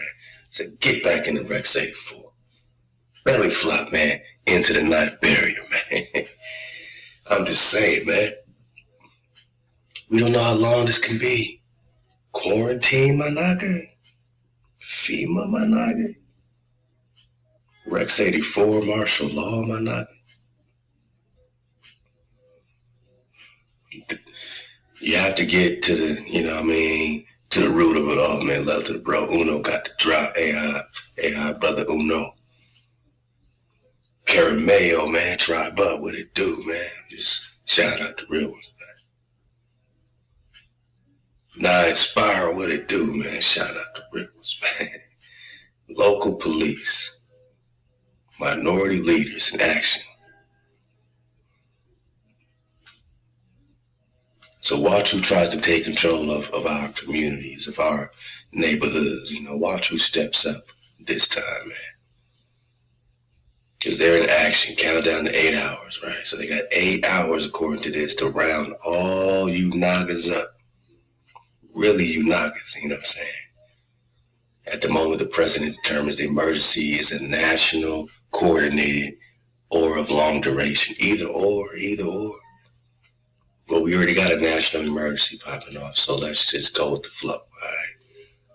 3, county police join local police, 7th hour. 4, state police join county police, local police, 6th hour. 5, federal marshals join state, county, local forces, 5th hour. 6, National Guard federalize. Ain't they already on deck, my nigga? Ready to pop off, my nigga? 7, regular armed forces alerted, take up positions. Minority troops divided and detained, along with all white sympathizers under guard. That's the 3rd hour. I mean, you reading it with me. You know what I mean? We doing this together like we've always done, right off the balcony together. Halal HaWah. Wow. So all my people, man,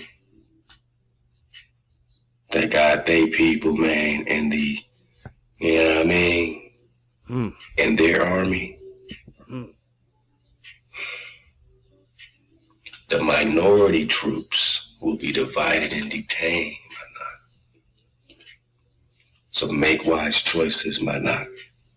Along with all of the hijacks that want to sympathize, right? So they got to scare everybody. 8, all minority leaders, national and local, detained. So the same minority leaders that popped it all off, man, on square one.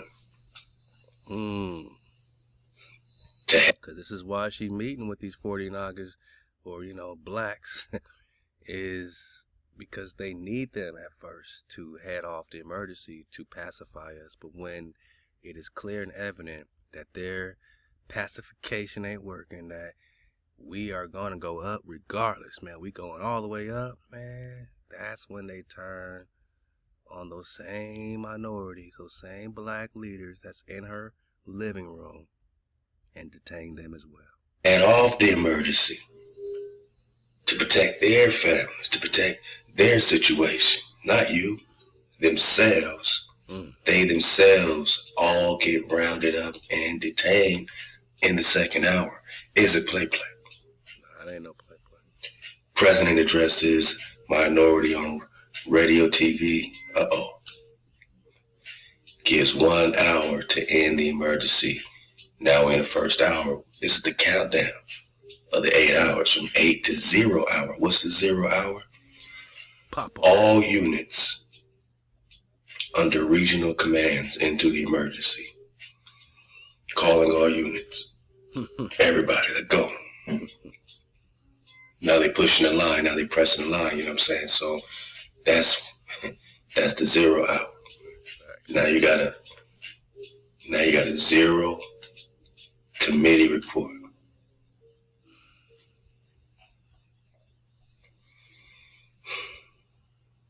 And now you get into these furnaces. Survey shows that a 6-year period,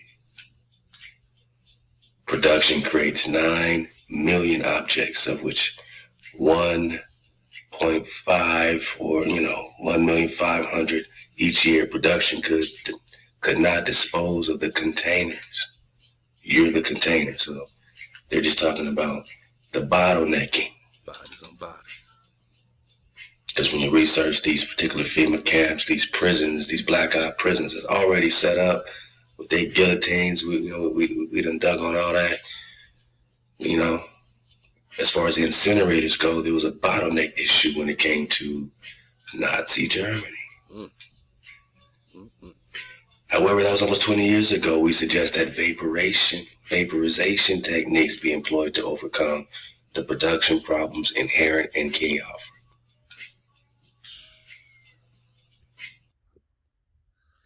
Any questions? Maccabees, chapter 3. Pull it up. Let's go. Hijack City.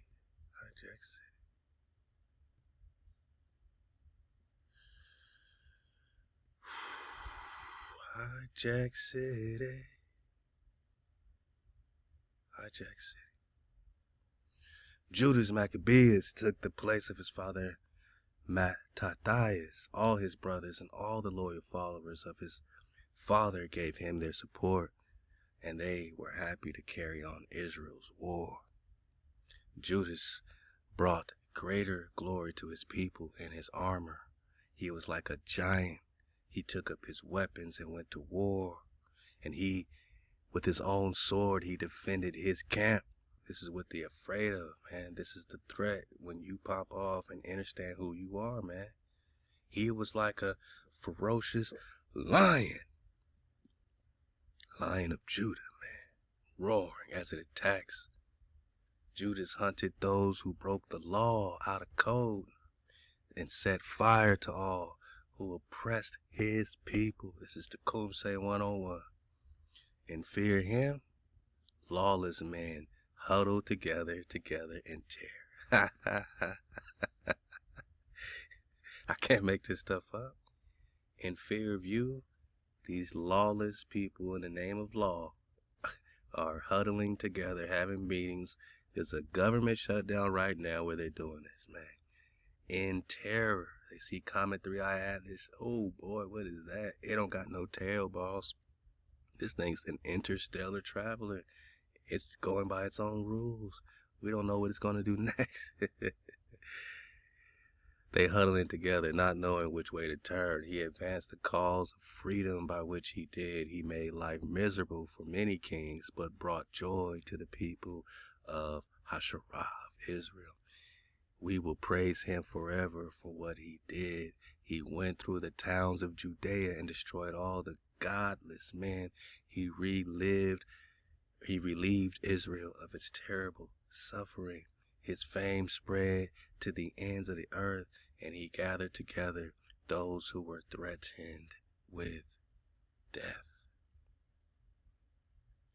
Then Apollonius assembled a Gentile army, including a large force from Samaria, to attack the people of Israel.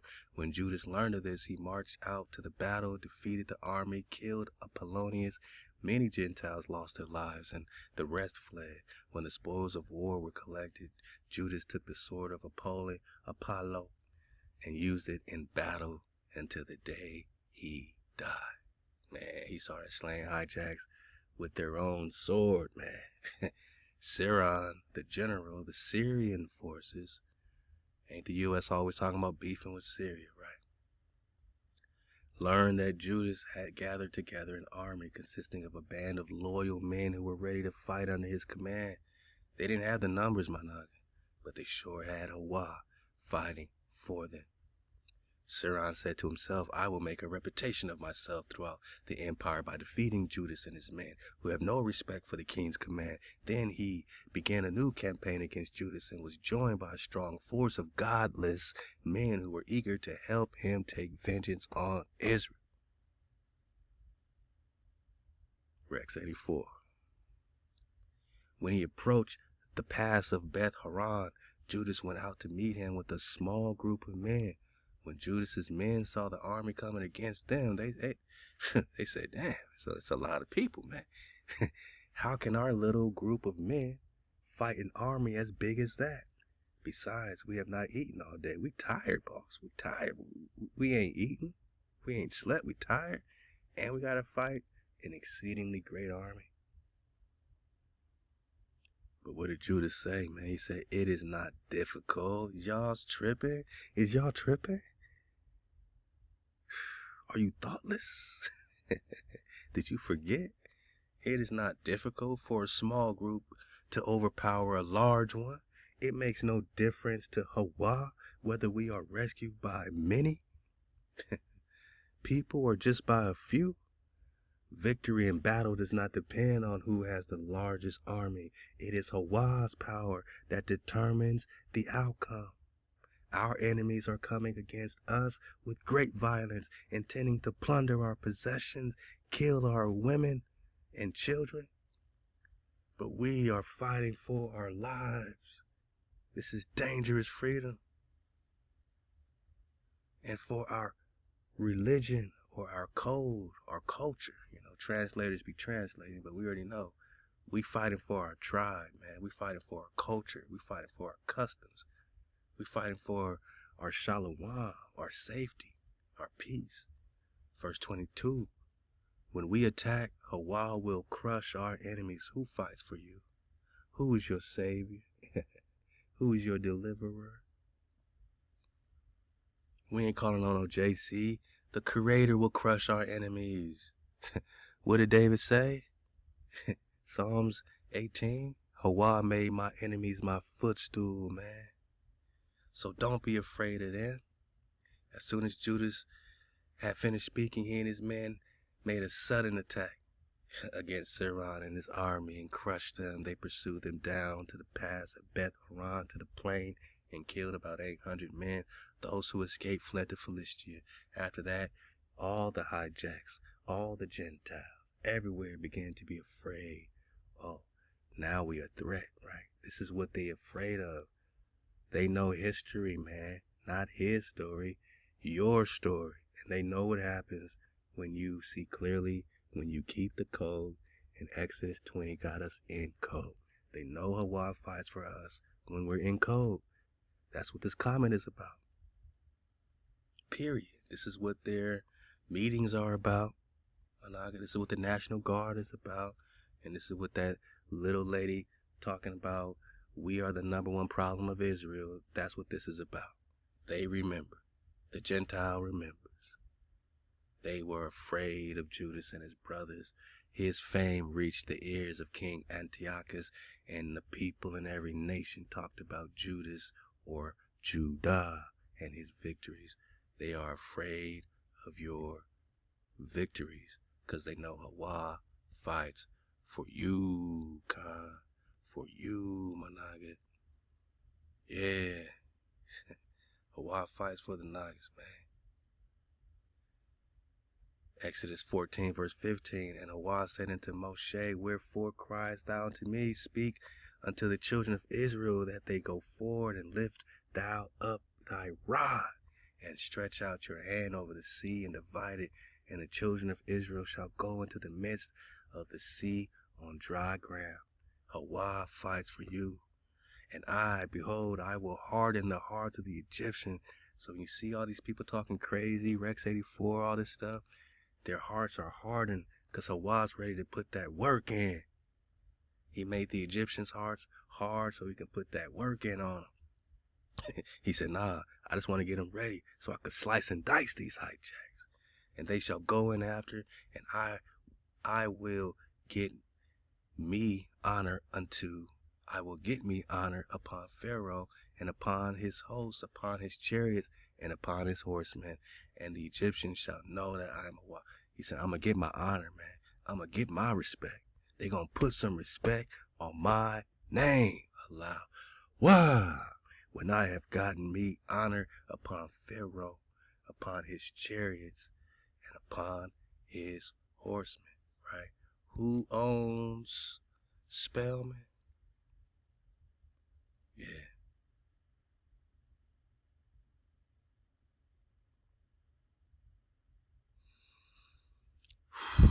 Spellman is a historically black institution, but not born of black ownership. Nah.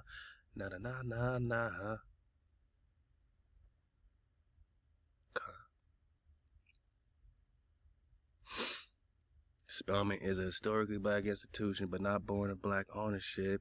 It is a house built for Judah, but funded by Pharaoh. I'm out of here, bro. Cool. Appreciate you, man. You popping off again. To this day, it remains a place where black excellence is trained. Trained to do what? To be pacified. But within walls not fully built by our own hands. So the real question remains, will Judah ever own its own schools with no strings? You already know the answer, King. That's why you're building one. That's why we build in Nagarville. For real. That's why we build in Nagarville.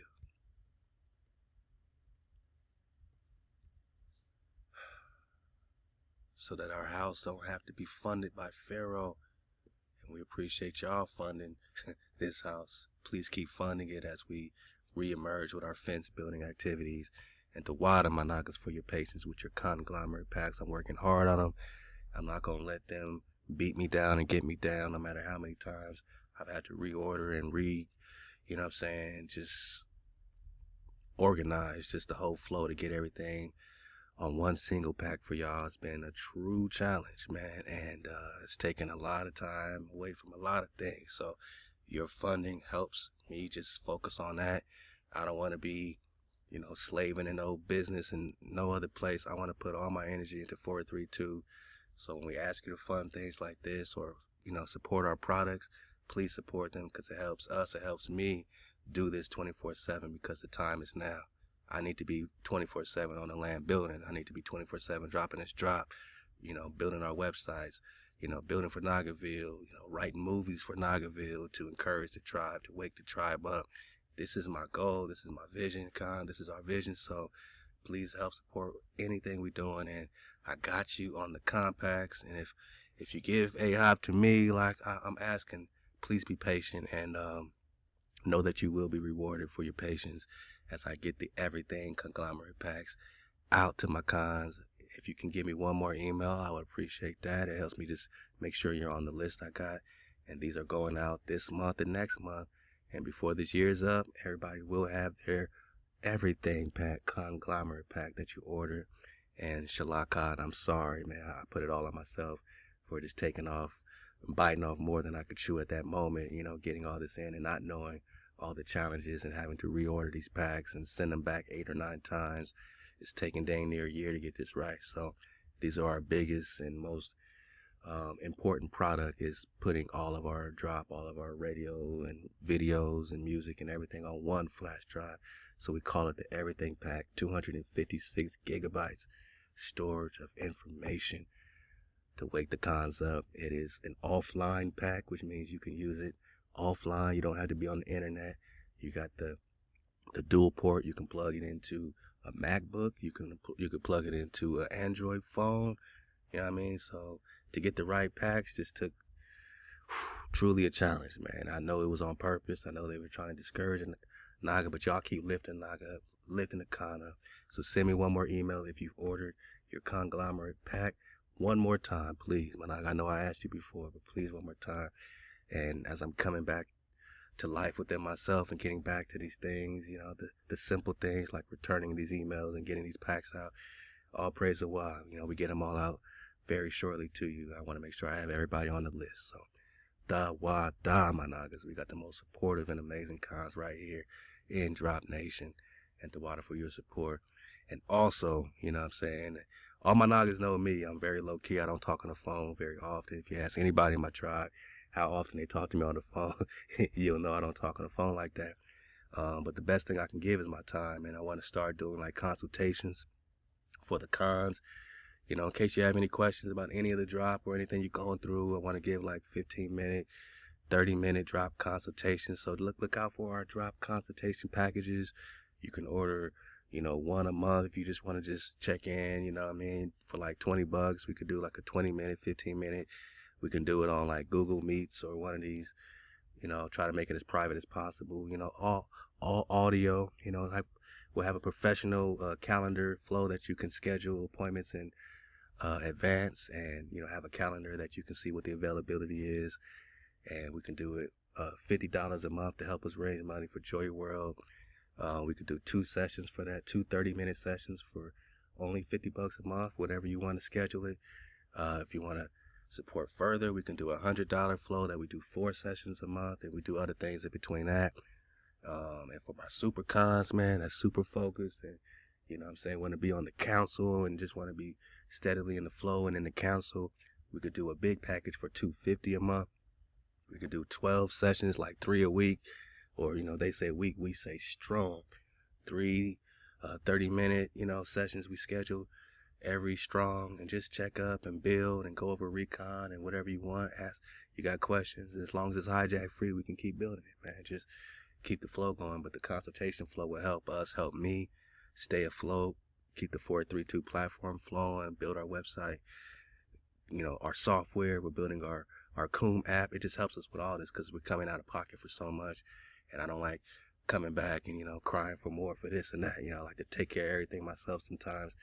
And it kind of hurts me because I end up, you know what I'm saying, really having to, you know, climb out of these holes because I take on too much myself, and I'm working on it, man. Just, you know, just trusting and building a team of trustworthy cons that I can build with to help me build this land and build our websites and run our websites, help us run our 432 24-hour radio flow. So we got the radio flow, we got our homeschooling frequency of learning we're launching as well. We got MHOE for the fashion. We got Tribe Up Music.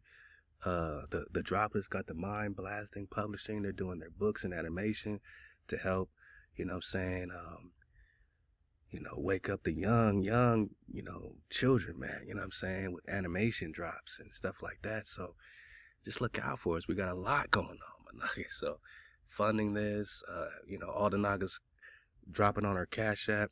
Even when I'm chilling, I'll see a $5, $10 donation come in that helps more than you even know, man. You don't even know how much we hurt sometimes because we spread out, man. We're doing a lot.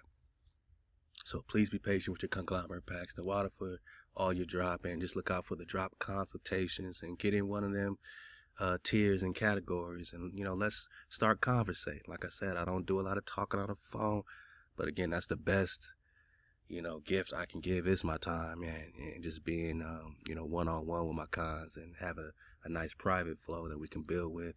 And I want to, you know, be building our real council in real time, right? I want to be reaching out more, and I know I need to reach out more. So this is a way to do all these things and support a platform at the same time. But this is what they're afraid of. This is what they fear, my nigga. This is what they're afraid of. Halal HaWah. So we know when HaWah's with us, we cross We cross over dry ground, man. We cross over the dry ground when HaWah's with us. Halal HaWah. Verse 25.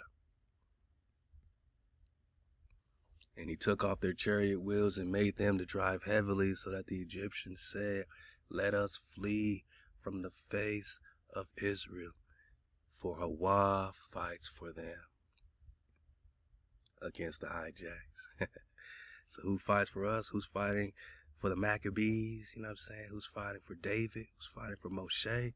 The same creator that brought us out of bondage to begin with, that created us to be free and not be no homeborn slaves, that covers us with, you know what I'm saying, HaWah's goodness, HaWah's wings, right? HaWah's, you know what I'm saying, treasures, man. So the treasured ones that they are against in Psalms 83, HaWah fights for you. HaWah fights for us. And this is why they got the National Guard. This is what they're afraid of. 2nd Baruch 73, and it will happen that after he has brought down everything which is in the world and has sat down in eternal shalom on the throne, this is what they're afraid of, man, of the kingdom, then joy will be revealed. Joy will be revealed. Joy world, my nigga, will be revealed. And rest will appear. And then health will descend and dew, and illness will vanish, and fear and tribulation and lamentation will pass away from among men, and joy will encompass the earth, and nobody will again die untimely. Nah, because we got the cure. We got the cure. We got the wormwood. We got the herbs, right? Nor will any adversary or adversity take place suddenly. Unjust judgment, Rex 84s, condemnations, King Alfred's plan, contentions. Oh, we got a black problem? Nah. Revenges, blood, passions, zeal, and hate, and all such things will go into condemnation, since they will be uprooted, man. This is why they mad. This is why they afraid. This is why they fear. For these are the things that have filled this earth with evil. And because of them, life of men came in yet greater confusion. And the wild beasts will come from the woods and serve man, and the asp and the dragons. Yeah, I wouldn't say dragons if they didn't exist. That comet is coming back. Yeah, the dragons will again come out of their holes to subject themselves to a child. So you got all these earthquakes happening. They're talking about the San Andreas and all this stuff happening, Ring of Fire. These are dragons popping off. Don't be afraid, Khan. These dragons ain't gonna harm us. They're afraid. They're afraid of what happens at Yellowstone. They're afraid of what's going to happen. And women will no longer have pain. Aquas, you will no longer have pain when you bear children, nor will they be tormented when they yield the fruits of their womb, man. Because this is paradise. This is Shalom. And we have returned. And that happens after he has brought down everything which is in this hijacked city. Because their Shalom ain't your Shalom. Our eternal Shalom is a threat to the hijack. When you stop killing each other, keep the code, it's a threat to the hijack. How else can you justify bringing National Guard on cities where the crime rate is already going down? Acting like the police can't do their job all of a sudden. Well, I guess we need our own tribe to police ourselves, right? I guess that's what they're afraid of. That's eternal Shalom, when we can police ourselves, right? Because we are in code. We got our priest back. Yeah. We got our tribe focused again. Halal HaWah. Halal HaWah. Hey, man. It looks to me like we did it again, man. Hey, we combing with comb. I want to get this cure right quick. Everybody surfing the wave on the IG. I appreciate y'all. We are growing and growing over here. And I dropped the cure over here and on YouTube. But this is Dr. Clark. And what did she say?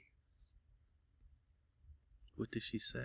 By a parasite, an unusual parasite, which attempts to reproduce its intermediate stages in you. I have to somehow get the word out to the people who are suffering that there is a cure and that it isn't expensive, they can do it themselves, and they can be successful. Herbs that kill them all, whether it's the eggs or the rhea or the cercaria or neurocydia. These are all the stages. These are all the complicated little stages, are a wormwood combination, a ground clove, and the third herb is an extract of the green hull of the black walnut tree. You have to use them together because you have to kill everything at once, otherwise one thing turns into the next. Right. How long? How long do you have to take this? 5 days or 6 days. That's it? That's it. And what happened? The parasite took... Yes, all the parasitic stages are gone. Now you might think, well, the cancer still goes on, but it doesn't. Wow. That was the amazing thing. The good news is that when you kill them, all that growth factor is removed. That excess growth factor is immediately removed. And so the cancer stops. Yeah, some monogamous. We got the cloves, the wormwood, and that green whole black walnut. And if you just look up, go on Amazon, I already got my batch, you know what I'm saying? So you take it for a week, you know what I'm saying? Some say, I think on the package it says like 18 days, so 18-day cleansing. I mean, but look it up, it's Dr. Clark, Dr. Holder Clark, man. This is the cure for these parasites, for these demons, man, floating around in his meats and the foods and all this stuff. And you want to get up off that. You want to get, you know what I'm saying, all that hijack about it, man. Listen up one more time.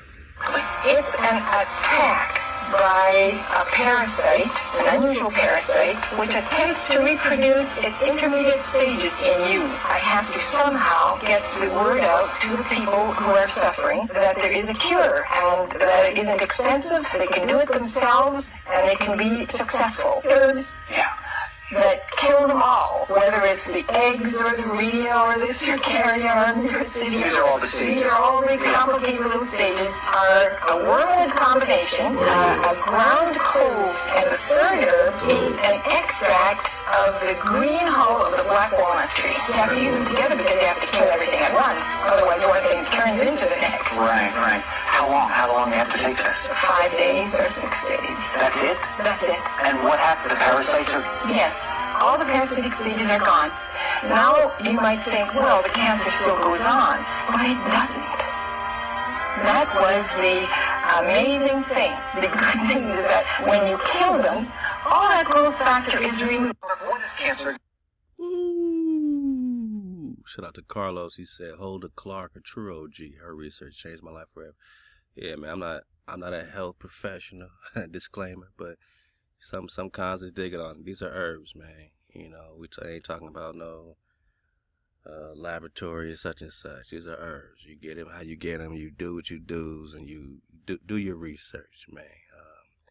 Love to DC, the chemist. He said, I need more drop clips on YouTube. Hey, I got you, man. And that's what we're going to start doing, too, to raise funds for Joy World, because I don't monetize a lot of our drops on YouTube, but I will start monetizing more clips.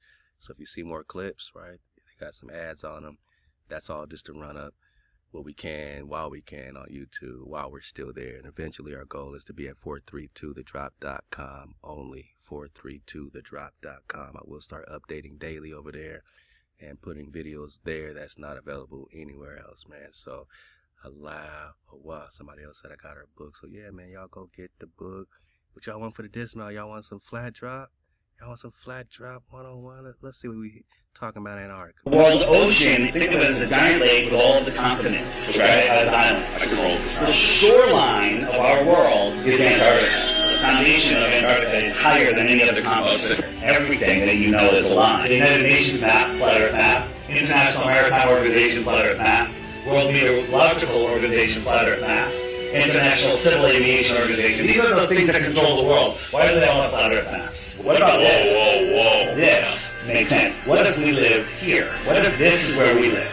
Right there. These are other ponds with their own suns. Not a single plane a commercial plane has flown over Antarctica? No, none, ever. Whoa. And why? Because you can't fly over Antarctica. Look there. World Cup soccer. Oh. Okay? They were in Doha. They wanted to go back to Buenos Aires. They went to Rome to refuel. and then they went back there. Why didn't they just go here? Because if they did, there's no place to refuel out here. On a flat Earth, Doha, Rome, Buenos Aires. So here's an emergency. They were going from New York to Hawaii, right about here, and they didn't have to land. So they went to Seattle, which is like 1,000 miles out of the way. They got there in record time. New York, Seattle, Hawaii. Who's directing the airlines to construct these flight pathways? Mass world ocean. Think of it. Ain't no play. Just look at the flight patterns. Open your eyes, boss. Wait, one more, man. All right, man. Yeah, I've been dropping this. Yeah, man. I've been dropping on the black problem, man. Well, let's get this one. Eric Hecker, man, talking about this Antarctica situation. I have already given all pertinent information and supporting documentation to the Senate Intelligence Committee and ARROW. They informed me that all of my information will be recorded for public record and shared with Congress. It is that important. In 2010, I was selected to go down to the South Pole Station in Antarctica for an entire year by Raytheon Polar Services as an employee of a third-party contractor for the National Science Foundation. I function in a dual-role capacity as a tradesman and a firefighter. My responsibilities require me to be more informed than most of my crew and offer me complete access to the facilities. What I learned from this unique experience needs to be shared with the entire world. The technology at South Pole Station certainly can do what it is presented as its primary purposes, and unfortunately, much more. The X-tube neutrino detector is presented as a passive listening device for the purposes of the science as presented. But I'm going to skip right through the chase, folks. I have provided documentation that proves that the 5,160 what they call DOMs that are embedded in the ice can actually transmit at 2,047 volts each. That gives us a long list of things to consider. It is effectively a multifaceted directed energy weapons platform that I will list rapidly a few things that it can do. Vehicle detection. We're learning that these off-world craft, on-world craft, ours or other nations are also emitting neutrinos. So this makes the South Pole Station effectively an air traffic control station for this new level of equipment that nobody's discussing. In addition to the ability to detect neutrinos and the exotic vehicles, I have provided documentation that shows that this is also a system for faster-than-light communications. In the past, Gary McKinnon has hacked NASA, found the off-world fleet, the list of captains, and it's apparent that if we have faster-than-light vehicles moving throughout the system, we're going to need faster-than-light communications. This is that facility. In other words, they're tracking dragons, moving faster than light. Unfortunately, I have other bad news. The season that I was there, 2010 to 2011, we converted from construction to operations and maintenance in both the elevated station and the detector array. Unfortunately, when they first fired up, that was when we had the earthquakes in Christchurch, New Zealand. There were 2 incidental shots before they were able to target it correctly. This is an earthquake-generating device as well. This is the weapons of war that we have to deal with now, and what Raytheon's hiding. Silent weapons, quiet wars. I witnessed myself a very powerful green laser shooting out of the top of this facility into the cosmos. This, I believe, is a secondary form of long-range communications and or a defense system. I am not defense system to shoot lasers at dragons. saying that we need to be scared of anything that's out there, but please understand the military-industrial complex is happy to invest all of your money in alleviating their fears. They fear what's out there, moving faster than light, my noggin. I have already given all. The Conburo says they also talk about a device like this in the video game Assassin's Creed, where that it can make earthquakes and destroy cities. Yeah, man. Sister RMB said, bring it out, man. Bring it out, bring it. Everything's not what it seems. Boss, in Antarctica. These are just incubator babies. Why are they afraid of us, the natural ones? Because they're incubator babies. Y'all heard of Cabbage Patch Kids, right? Y'all got part 1 of incubator babies, man? Y'all been surfing the wave, man? Huh? Y'all been here? Love to my cons, man. We going up on this incubator baby flow, for real, for real. Hey, let's just get the intro one more time, because I need you to understand where they coming from. These are soulless. They're hiding in our tents. They're using our titles. They stole the indigenous title, the Israelite title. But when we wake up and claim our titles back, it's a threat, because they are Soulless. Incubator babies. Y'all heard of incubator babies? Let's watch this, man. It's pretty wild. It's from Remedy H, man. What it do, Remedy? Let's go, man. Naturally born. That's where the World's Fairs come in. These weren't just technology expos. They had entire exhibits of babies in incubators. They called it a medical breakthrough. But these weren't premature infants. They were being artificially gestated, artificial wombs, mass baby production. And guess what? The live infant incubator exhibits were among the most popular attractions, drawing millions. People lined up to watch these babies just like they later lined up to buy Cabbage Patch Kids. I don't know what to say, boss. I don't know what to say. We keep saying, like, where do they come from?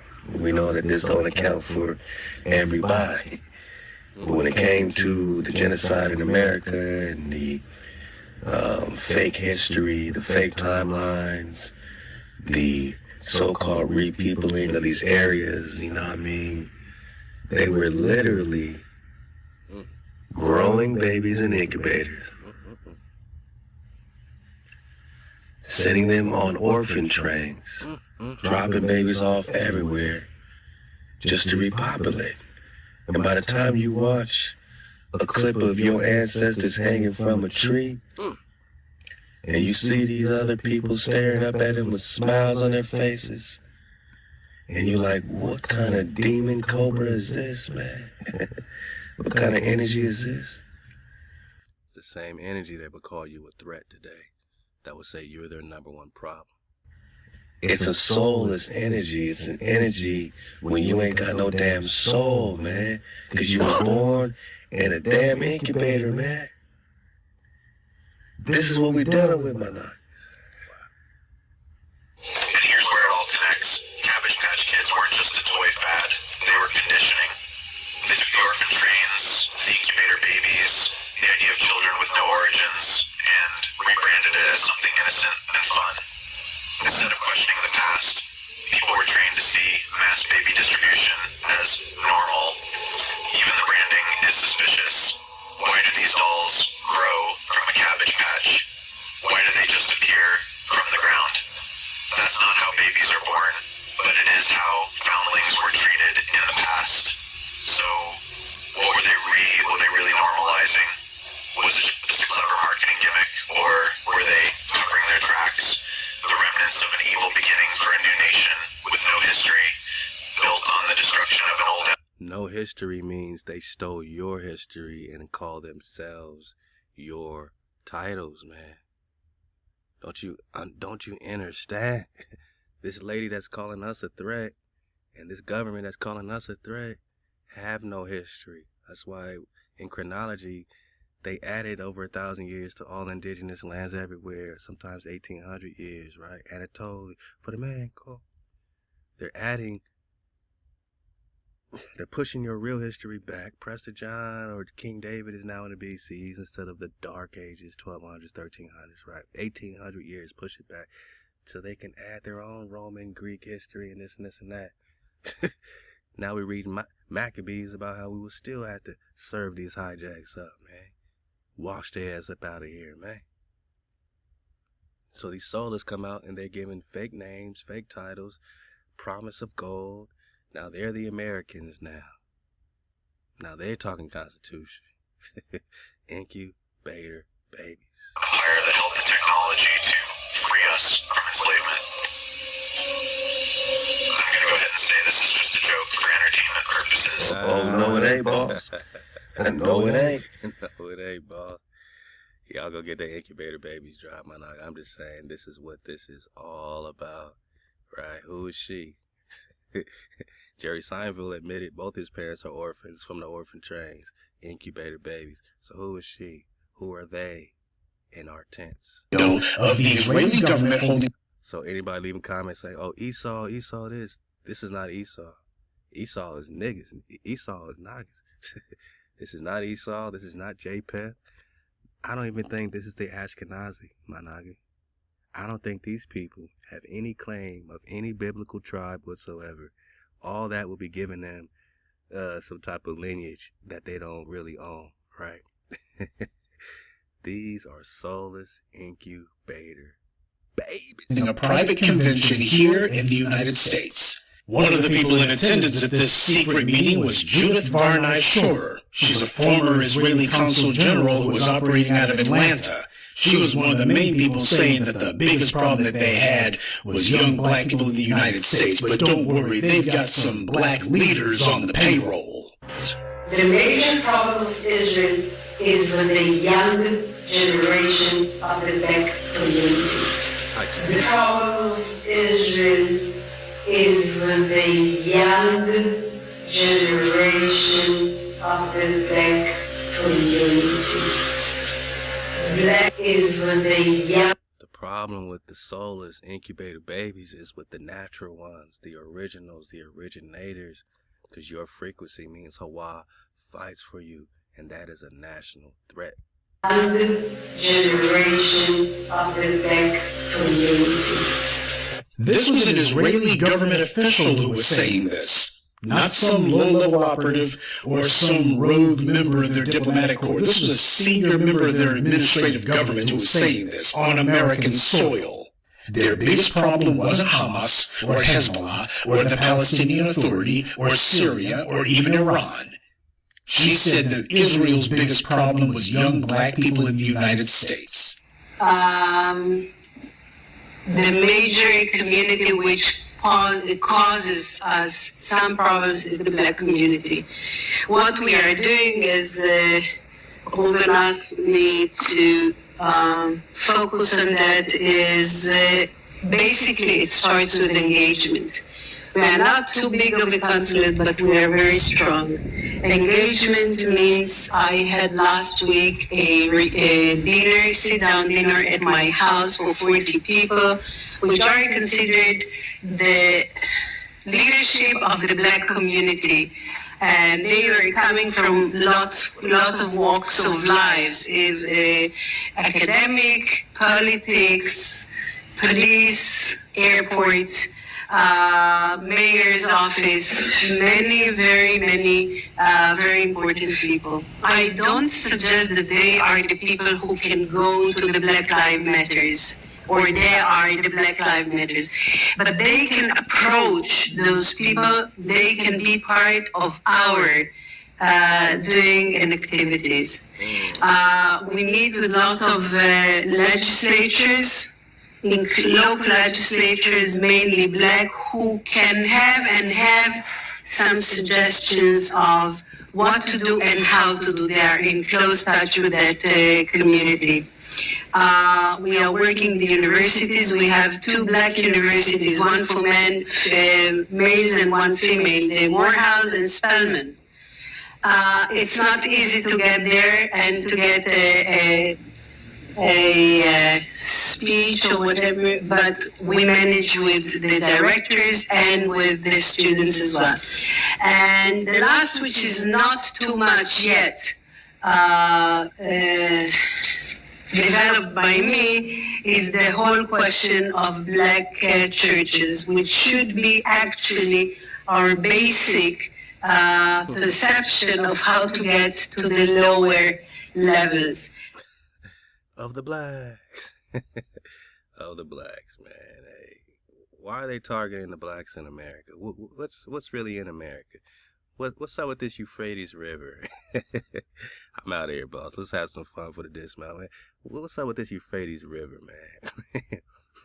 The blacks. Well, so if Russia and the United States is fighting in Syria, United States is holding Iraq, NATO is in Libya, if all of their concentration of their activities around the Euphrates River, then what does it make? On top of it, add the discovery of the biggest gold mine in Turkey, near the banks of Euphrates River. You would know that all of this fighting is happening around the Euphrates River because of the wealth that is there. There is a concentration of the oil wells around the Euphrates River.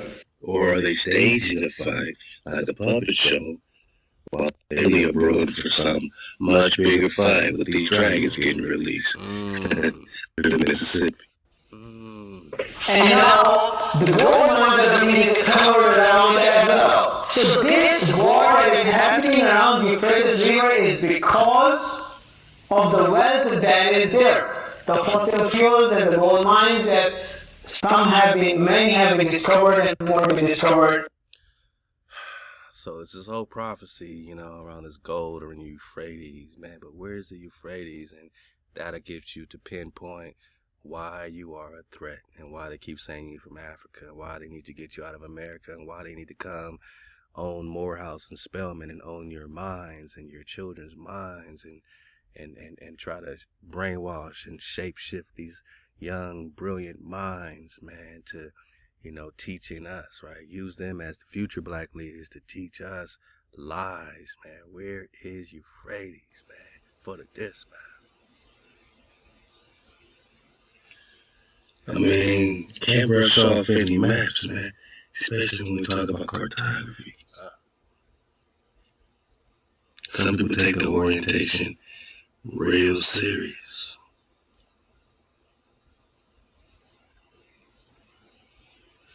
This map should be used when studying the teachings of our prophet. Yeah, you thought it was play-play? Yeah, this orientation with HaVilla over South America. That orientation should be used when studying the teachings of our prophet to us as found in the Quran, questions for Moorish Americans, Moorish literature. So Morehouse knows where the Euphrates is. HaVilla, Eden, all this, right? This is a Pangea flow. But they know it's all here. Holy Quran, right? So this is what the Moors are using when studying the teachings of Noble Ali. They don't put HaVilla over there.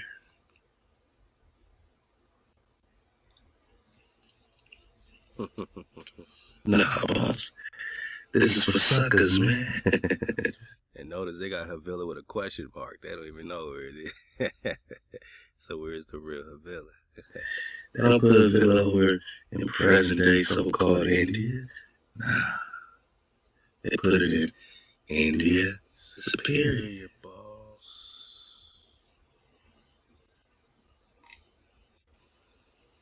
Okay. This Orientis finds map of 1531. This got the Ganges, right? Kanka. Right to the, like the west coast of North America, since South America is connected directly to Asia. There's no North America. Where's Asia? Where's North America? There's no North America, boss. So our fundamental quest is using these maps, the cartography, We're trying to get our bearings, we're trying to get orientation, we're answering a few of these questions, and we have some good meat, some veggie meat to bring to the table as to why we're questioning where the Euphrates is, why we're questioning where the real Nile is, where the real Egypt is, the real Jerusalem, and so on. It's because it seems like they just duplicated and made a phantom of the map after the 16th century, 17th century, all that. So here we are today just believing anything they say. We're in 1531, like in so many other maps of the 1500s, Asia is right here. Same area, right?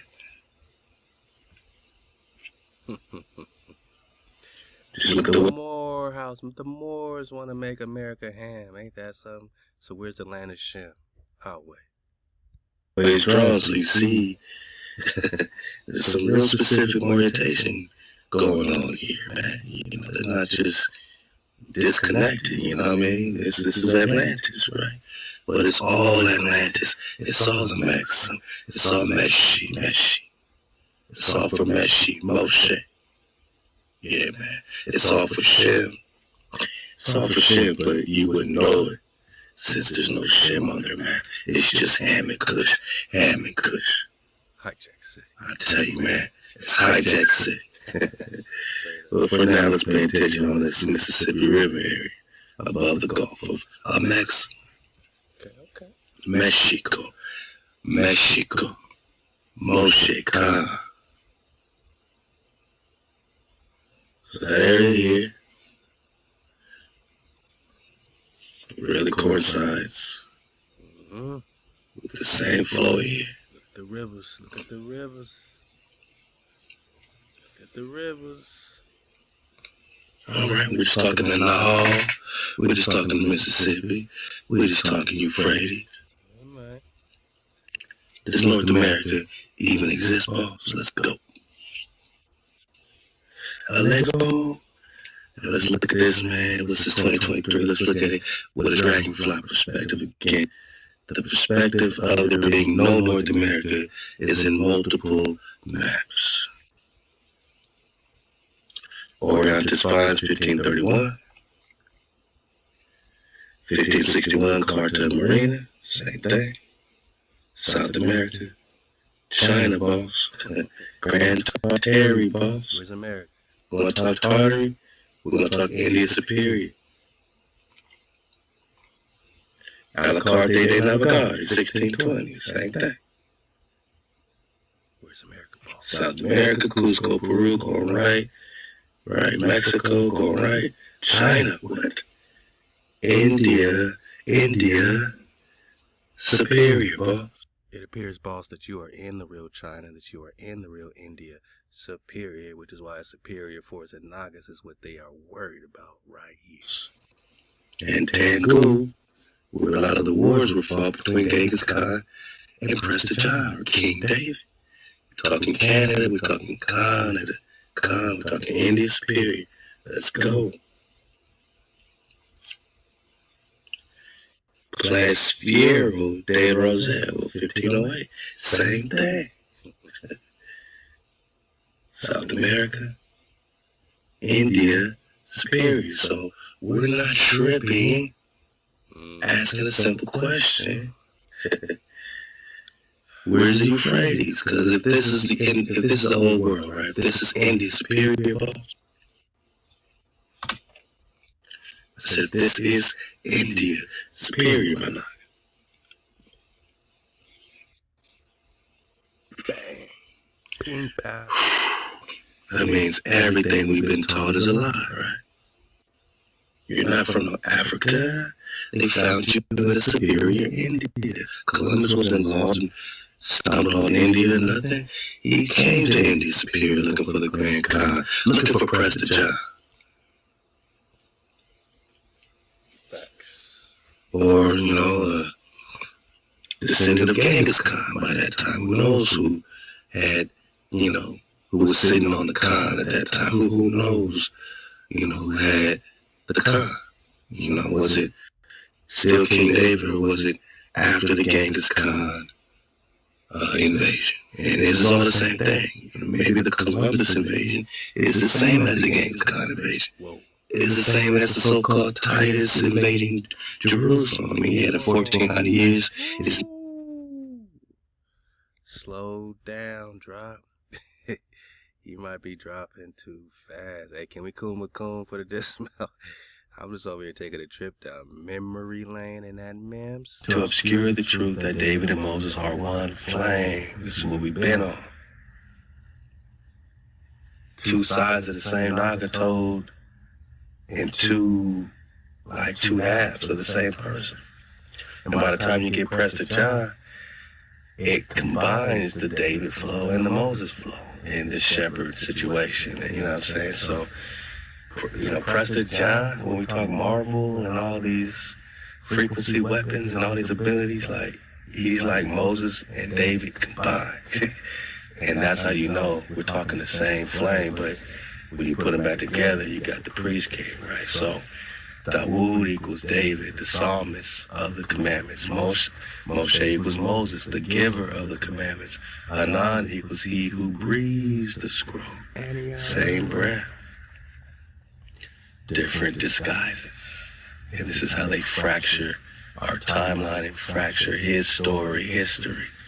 You are watching time loops, identity fractures, and watcher-engineered phantom echoes. What does it mean?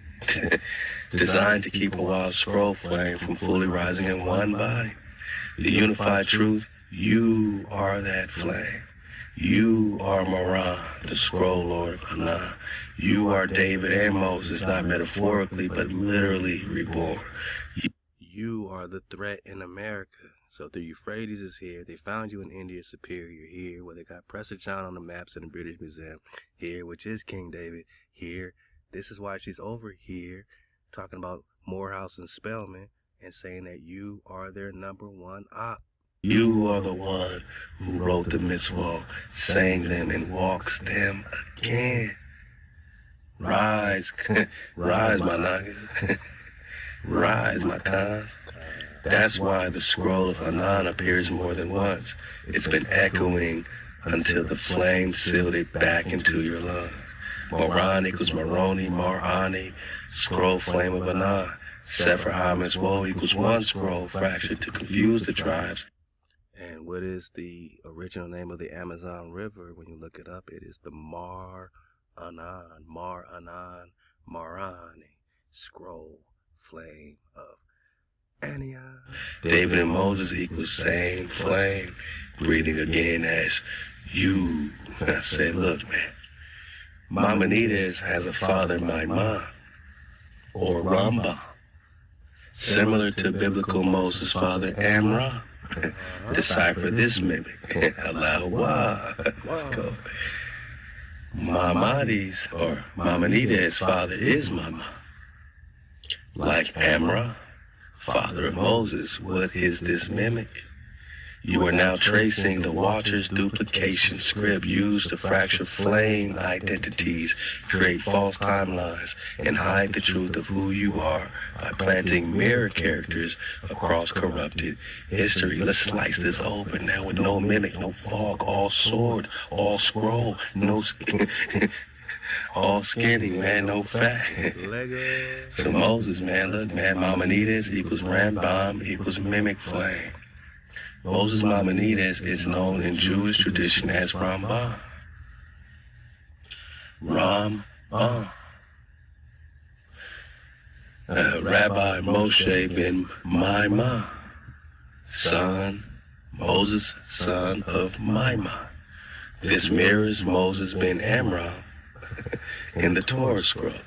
So we see original scroll, flame echo, mimic line. Moses Moshe, Moses Maimonides, Rambam, Father Amram. Okay. So we're comparing the original scroll and the flame echo. So you got Moses Moshe versus Moses Maimonides, Rambam. His father's Amram, Maimonides' father is Maimon. Scroll of law, one has the book of commandments, Sefer HaMitzvot. Both are writing the code, right? Wilderness, Torah, exile, Cordoba, Spain, Islam ruled lands. Spirit fire, tablets, logic, philosophy, Aristotle. Okay, the name Amram is Maimon, Moses, Maimonides reflect a recreation of the same scroll bearer, but in a weakened philosophical rabbinic suit. Who is Maimon?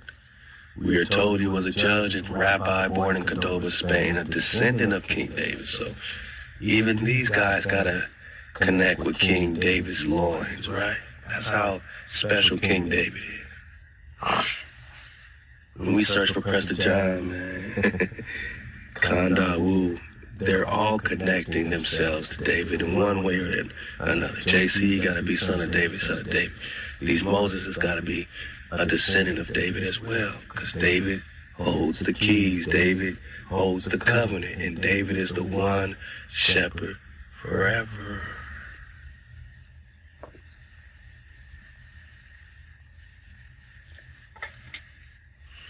Said to be a Torah master, whose son Moses, Maimonides, became a sage of sages.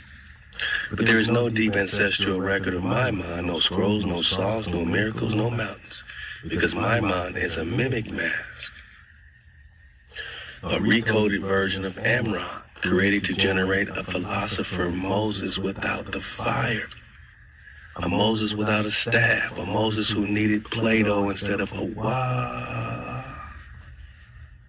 The mimic motive, let's go.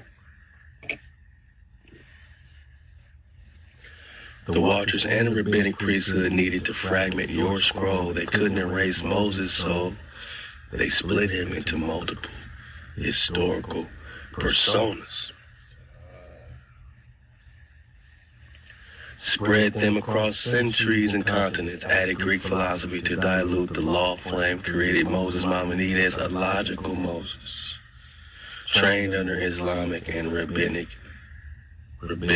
structures. His father, Maimon, was inserted to anchor the mimic line like Amram, without the dream, a shadow of the scroller. What this really means, you, Dawu, are Moses. You are also Amram, because you are the original flame line, unbroken.